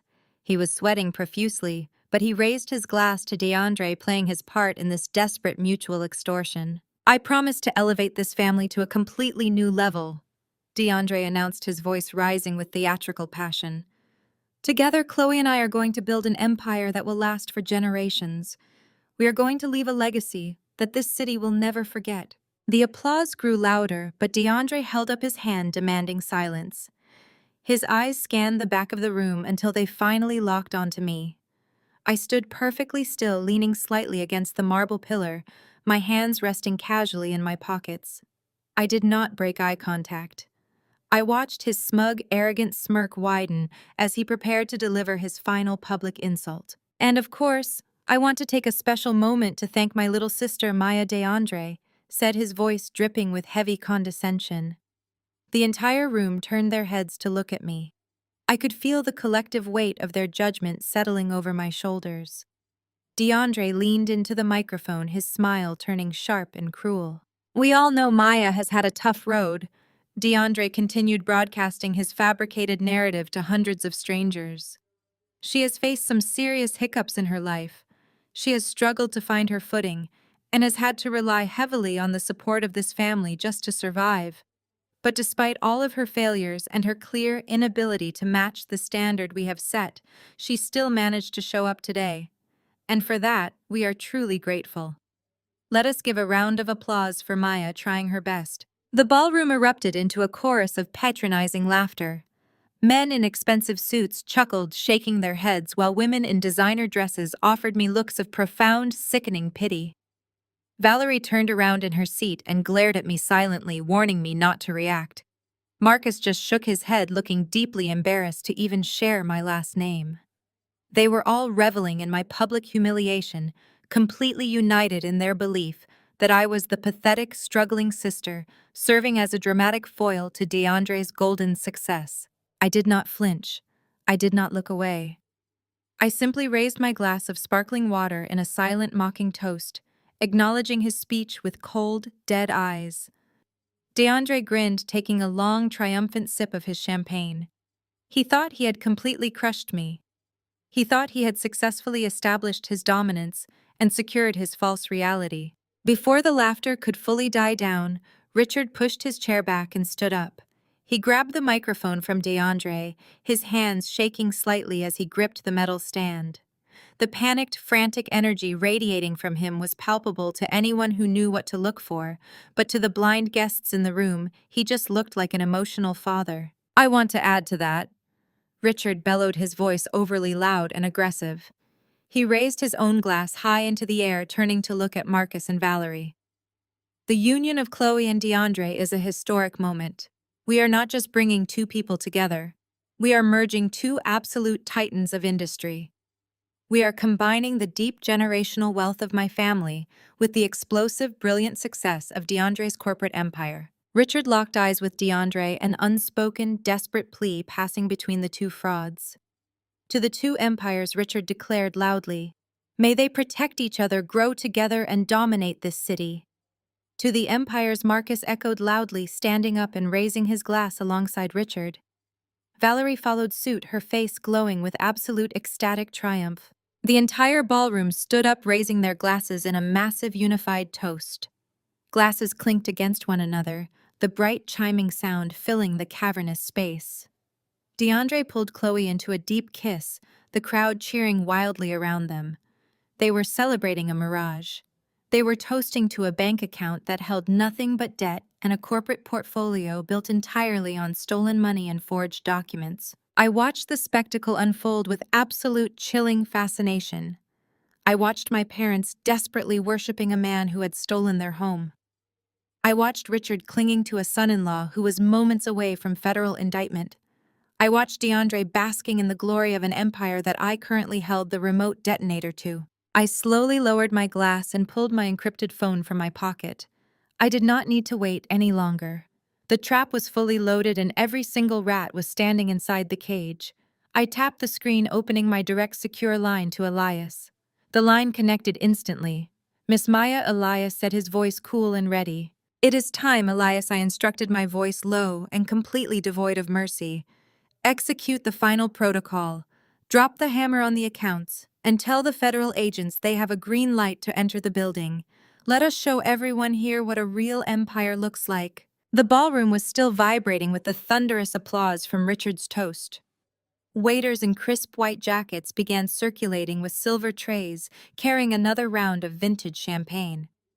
DeAndre was shaking hands with wealthy strangers, soaking in the absolute adulation he had entirely fabricated. I slipped my phone back into my tailored suit pocket and picked up a fresh crystal flute from a passing tray. I took a slow, deliberate sip, the dry effervescence matching the cold, electric anticipation humming in my veins. The trap was sprung. Now it was only a matter of waiting for the jaws to snap shut.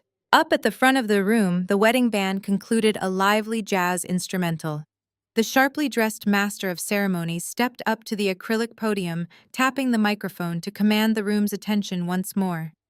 The low murmur of wealthy socialites, arrogant investors, and eager sycophants gradually faded into an expectant hush. Everyone turned back toward the stage, expecting another round of self-congratulatory speeches or perhaps the cutting of the massive six-tier fondant cake. "Ladies and gentlemen," the MC announced, his voice projecting a polished, enthusiastic cheer, "we have a very special surprise addition to our program this evening. A distinguished representative from the nation's leading prop-tech conglomerate has just arrived to present a personal wedding gift to the groom." DeAndre puffed out his chest, his signature smirk returning with full force. He leaned over and whispered something into Chloe's ear, making her giggle and clutch his bicep. Richard nodded sagely, looking deeply relieved that his future son-in-law commanded such immense corporate respect. Valerie practically vibrated in her seat, her eyes darting around the room to ensure everyone was properly witnessing her son's monumental importance. Marcus adjusted his tie, adopting a look of profound patriarchal pride. They all believed this was the crowning moment of DeAndre's magnificent charade, the ultimate validation of their toxic delusion. They genuinely thought a massive corporate partner had arrived to crown the golden boy. The heavy gold-plated double doors at the far end of the ballroom swung open with a synchronized mechanical hiss. The remaining chatter in the room evaporated instantly, replaced by a sudden shifting of chairs and craning necks as the elite crowd strained to see the mysterious billionaire who had graced them with his presence. It was not a smiling tech executive carrying a velvet box. It was Elias. My lead counsel walked into the ballroom with the lethal precision of a guided missile. He wore an immaculate charcoal pinstripe suit, his posture rigidly professional, his expression entirely devoid of warmth or social pleasantry. And he was not alone. Flanking him on either side were two broad-shouldered men wearing standard-issue dark suits and unmistakable severe expressions. The gold badges clipped to their belts caught the harsh glare of the crystal chandeliers. Federal agents. The temperature in the room seemed to plummet by 10 degrees. The string quartet, which had begun playing a soft background melody, faltered and ground to a sudden jarring halt. A suffocating dead silence fell over the massive space. Hundreds of guests froze champagne glasses, hovering halfway to their mouths, their eyes locked on the three men marching directly down the center aisle. The rhythmic clicking of Elias's leather shoes against the marble floor sounded like the ticking of a doomsday clock. I watched from the shadows, my face a mask of total composure. The camera of my mind zoomed in slowly, capturing the exact microscopic moment the blood drained completely out of DeAndre's face. His smug, arrogant smile collapsed entirely, replaced by a look of sheer, unadulterated panic. His hands fell to his sides, his fingers twitching uncontrollably as the reality of his impending arrest crashed over him.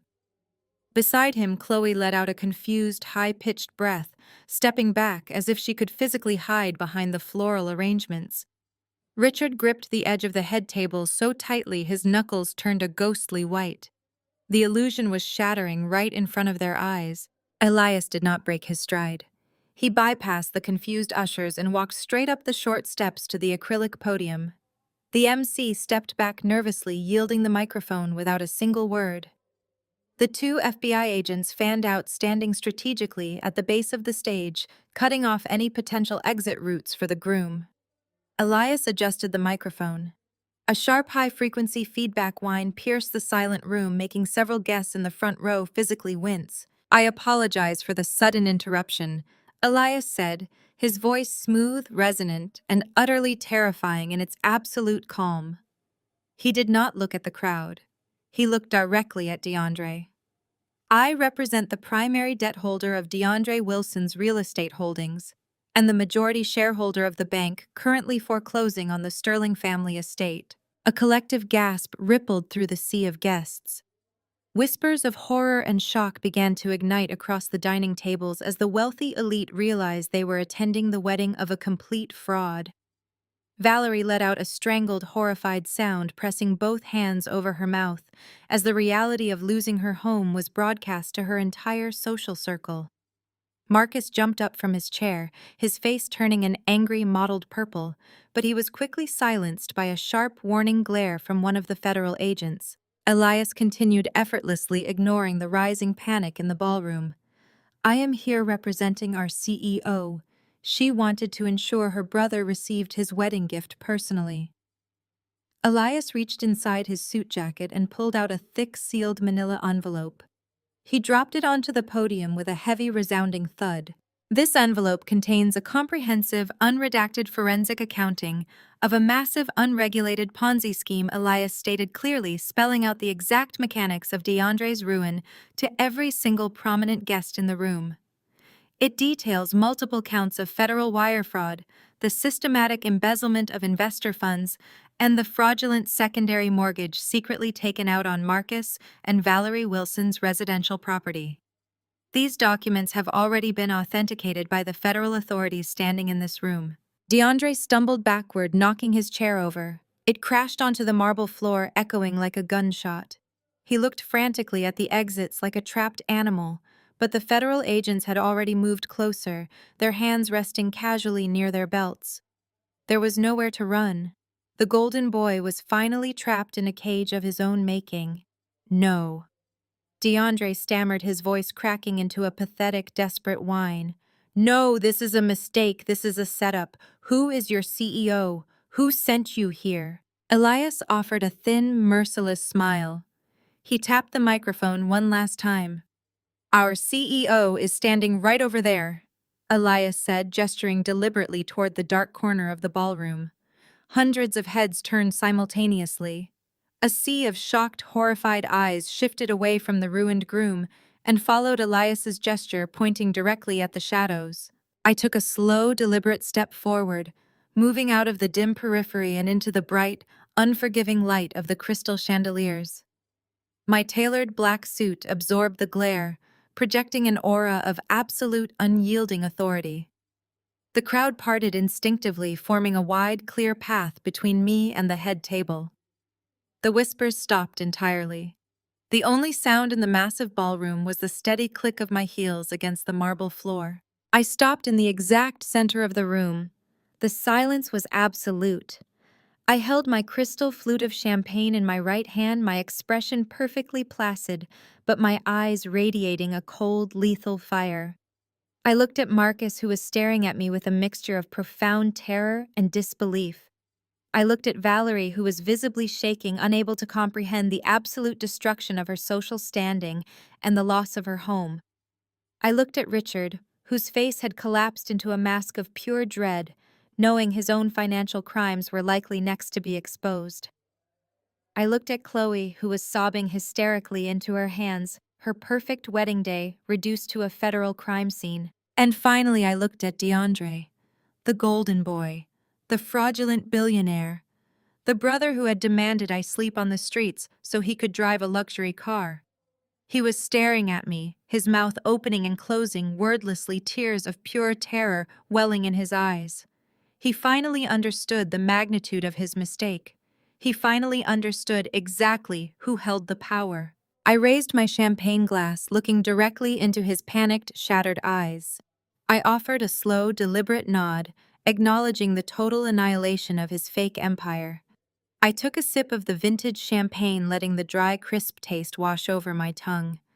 The gift had been delivered and the execution was flawless. I lowered my crystal flute and placed it gently onto the silver tray of a paralyzed waiter standing nearby. I began my walk toward the stage.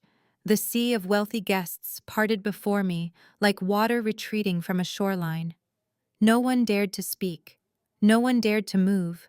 The only sound in the cavernous ballroom was the rhythmic, sharp click of my heels against the imported marble, echoing with the weight of absolute finality. As I approached the head table, I kept my eyes locked entirely on DeAndre. The manufactured confidence that had defined his entire existence was completely gone. His custom white tuxedo suddenly looked like a cheap costume. He was sweating profusely, his chest heaving with shallow, panicked breaths.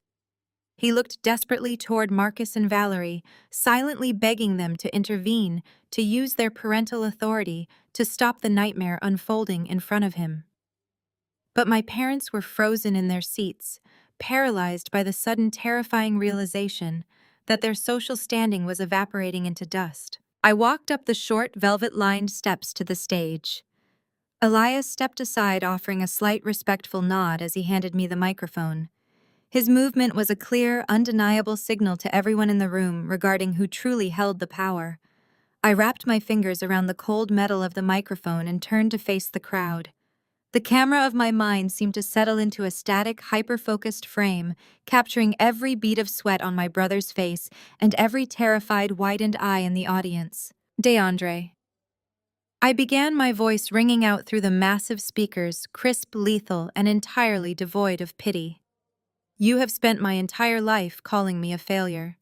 You stood on this very stage just moments ago and told hundreds of people that I was a struggling, pathetic burden who needed this family's charity just to survive. You built your entire identity on the illusion of your own superiority. I took a slow, deliberate step toward him. He instinctively stepped backward, bumping into the acrylic podium. But the real estate empire you have been boasting about all evening is nothing but a hollow, rotting shell. I stated the words, cutting through the dead silence of the ballroom like a frozen blade. You do not build anything. You do not own anything. You take deposits from innocent investors, and you use their money to fund your designer clothes, your luxury cars, and your pathetic, desperate need to look important.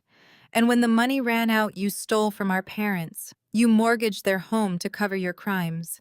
DeAndre opened his mouth to speak, to deny it, to spin another desperate lie, but no sound came out. He was suffocating under the weight of his own exposed fraud. Your company is completely bankrupt. I continued, my tone devoid of any familial warmth. Yesterday morning, Obsidian Capital purchased the entirety of your outstanding corporate debt. All $5 million of it. And do you know how much I paid for your magnificent billion-dollar empire, DeAndre? I paused, letting the suspense hang over the terrified crowd.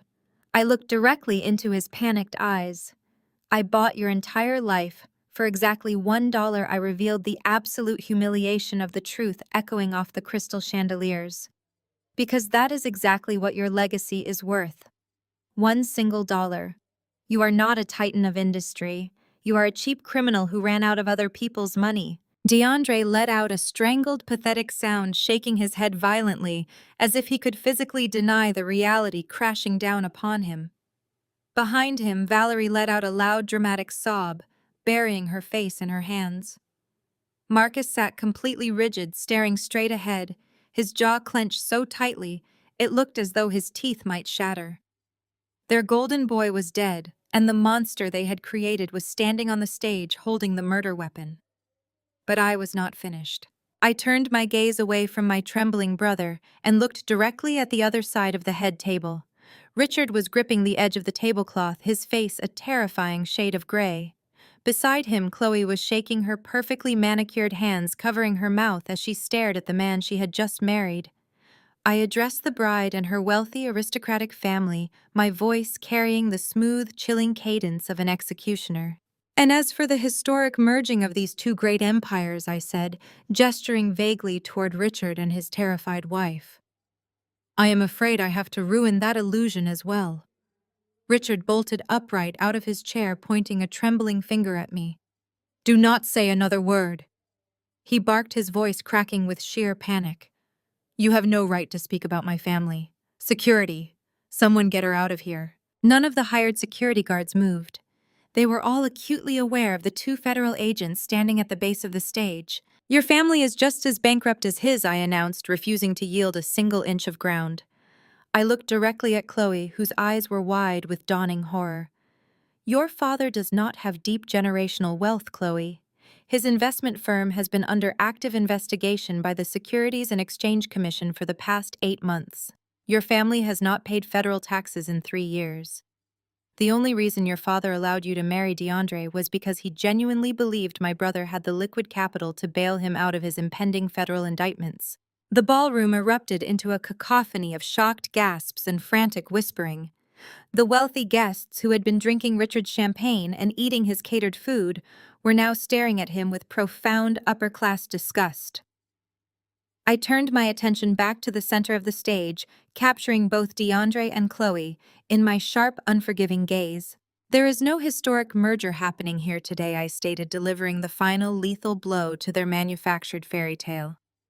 The union of these two families is not a merging of titans. It is simply the union of two desperate, bankrupt gold diggers who were blindly trying to scam each other to save themselves. The silence that followed was heavy, absolute, and charged with electric tension. The truth had finally been dragged out into the harsh lighting of the ballroom, stripping away every layer of designer fabric and floral arrangements. The fragile, manufactured reality shattered completely. Chloe let out a visceral, blood-curdling scream. It was a sound of pure, unadulterated rage and total humiliation. She spun around her heavy silk wedding gown, knocking over a tower of crystal champagne flutes. The glass shattered across the marble floor, but nobody paid it any attention. She launched herself at DeAndre. You lied to me, she shrieked, her voice tearing through the silent room.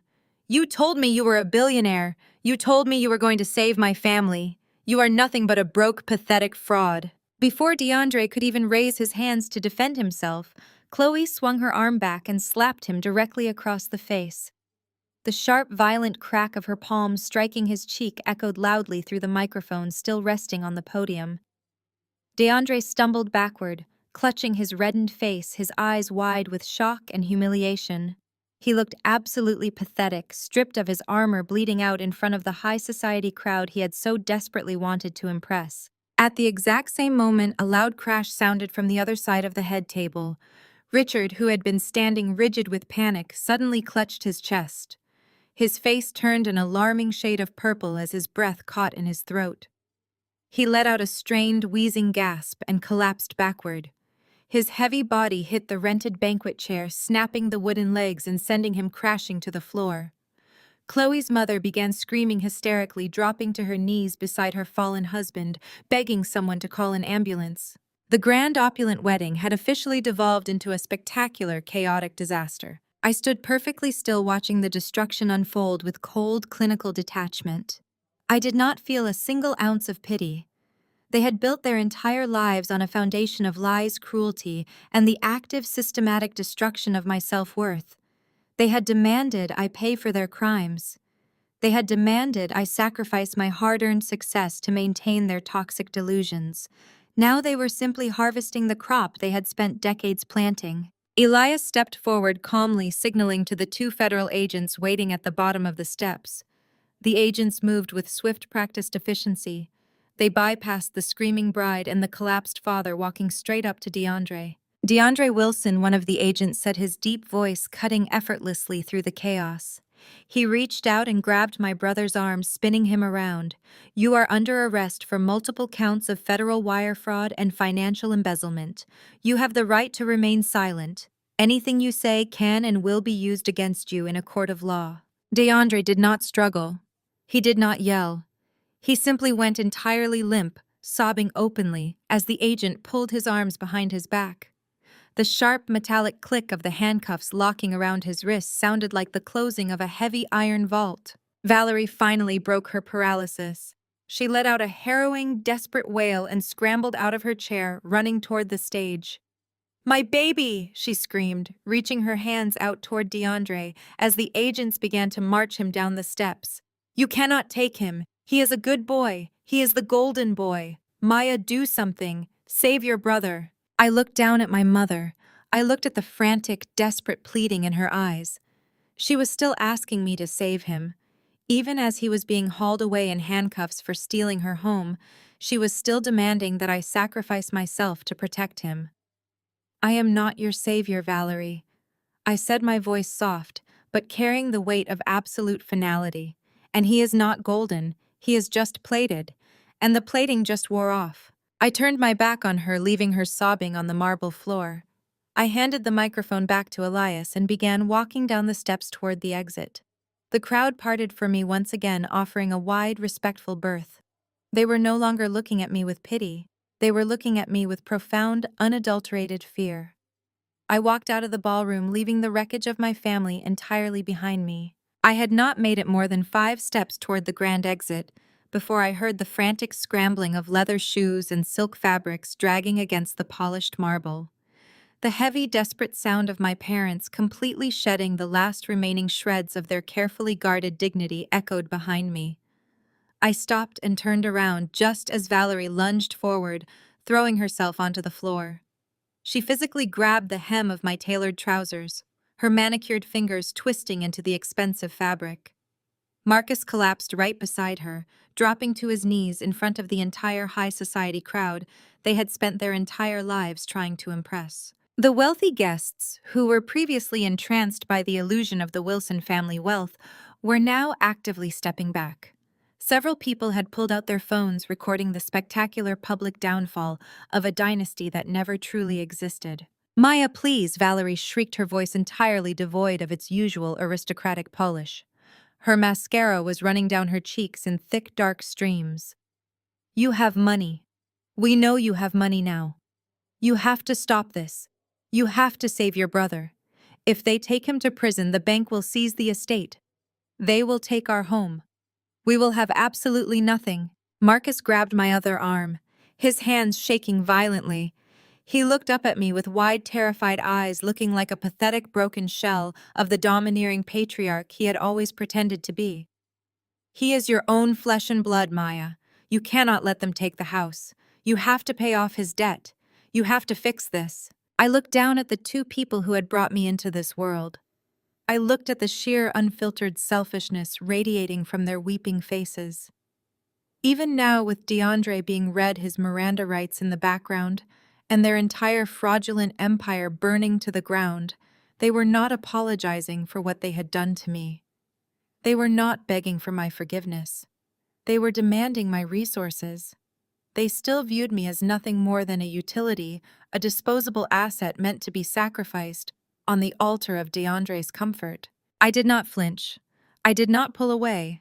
I simply bent down, bringing my face level with theirs.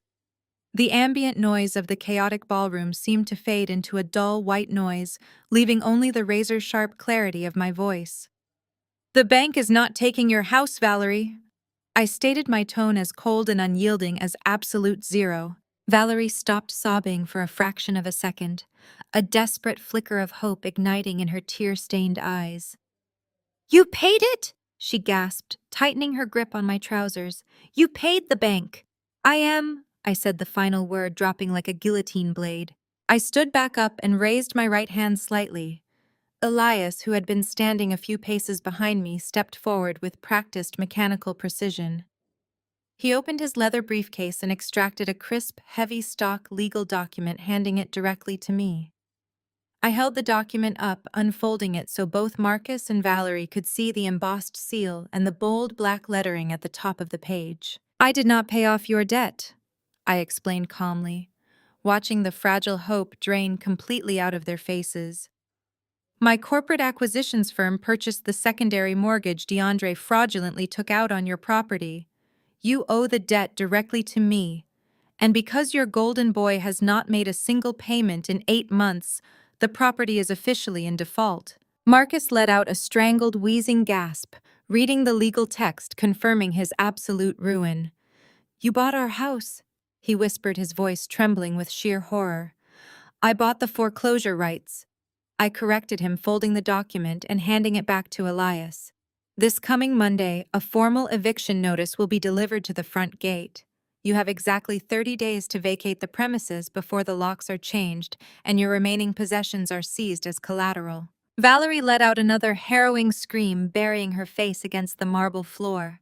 Marcus simply stared at my expensive shoes, completely paralyzed by the reality of his impending homelessness. They had leveraged their entire existence to fund a fraudulent lifestyle, and now they were going to lose every single piece of it. "You cannot do this to us," Marcus pleaded, his voice cracking into a pathetic whine. "We are your parents. Where are we supposed to go? We have no money left." I looked down at them, feeling an overwhelming sense of profound, absolute peace. The anger that had fueled me for years was entirely gone, replaced by a cold, clinical detachment. "When I was 15 years old, you threw me out into the freezing street because I was no longer a convenient accessory to your perfect family image," I reminded them, my voice carrying clearly through the silent, immediate circle of guests surrounding us. "You abandoned me with nothing, and you told me to figure out how to survive on my own. You told me the world was a harsh place, and that I needed to learn how to navigate it without a safety net." I leaned down one final time, lowering my voice, so only the two of them could hear the absolute finality in my words. "It was an excellent lesson," I whispered, "and now it is time for you to apply it." I straightened my posture, pulling my pant leg firmly out of Valerie's weak, grasping fingers. I turned my back on them and resumed my walk toward the grand exit. The chaos of the ballroom flared back to life behind me in a brilliant symphony of destruction. I could hear DeAndre sobbing loudly as the federal agents forcibly marched him out the side service doors, his hands securely cuffed behind his back. I could hear Chloe screaming violent obscenities, throwing crystal centerpieces at the wall as her wealthy friends tried to restrain her. I could hear the paramedics rushing through the lobby, shouting instructions as they brought a stretcher in for Richard, who was still lying on the floor clutching his chest. And underneath it all, I could hear the pathetic weeping of my parents, completely broken and entirely alone on the floor of a rented ballroom that they could no longer afford. I pushed through the heavy gold-plated double doors and stepped out into the freezing winter night. The sharp, icy wind hit my face, carrying the fresh, clean scent of falling snow. The red and blue lights of the federal vehicles pulsed against the white pillars of the Sterling estate, casting long, dynamic shadows across the sprawling driveway. I took a deep breath, filling my lungs with the freezing air. The suffocating weight of my past had finally been severed. I was completely unburdened. I picked up the delicate porcelain teacup, bringing the steaming Earl Grey to my lips. The fragrant bergamot washed over my tongue, grounding me in the quiet, absolute serenity of the present moment. I lowered the cup and placed it gently onto its matching saucer, the delicate clink of the porcelain echoing softly through the massive room. I sat comfortably in a bespoke leather armchair, my legs crossed, my posture relaxed but commanding. The camera angle of my memory slowly dissolved, pulling back to reveal the breathtaking reality of my current existence. The sprawling penthouse office occupied the entire top floor of the tallest glass skyscraper in the commercial district. The walls were lined with dark mahogany bookshelves holding leather-bound portfolios of international real estate acquisitions. The massive floor-to-ceiling windows wrapped around the entire room, offering an unobstructed panoramic view of the world I had conquered. Outside the glass, the glittering, sprawling expanse of the Chicago skyline stretched out into the infinite darkness. Millions of lights blinked and shifted, forming a glowing golden grid against the encroaching night. Down there, among those towering steel giants, my company controlled entire city blocks. Down there, an empire operated seamlessly under my absolute command. I looked out at the glowing city, feeling the quiet, steady rhythm of my own hard-earned power humming in my veins. There was no anger left in my heart. There was no lingering resentment or unresolved pain. There was only the cold, beautiful clarity of total victory. They had spent my entire life trying to convince me that I was inherently worthless. They had actively conspired to break my spirit, to keep me subjugated, and to sacrifice my future for the sake of their own manufactured illusions. They had demanded that I stay at the bottom of the ladder so they could feel taller. I turned my chair slightly, watching the reflection of the city lights dancing across the polished surface of my mahogany desk. They told me to find my own way home, I said aloud, my voice soft but carrying the undeniable weight of absolute authority. I looked back out at the magnificent glowing skyline, watching the city breathe and shift under the dark winter sky. I had not just found a way home, I had built a fortress. I had constructed a monument to my own resilience brick by brick out of the exact stones they had thrown at me. And I found the path leading straight to a place they can never reach.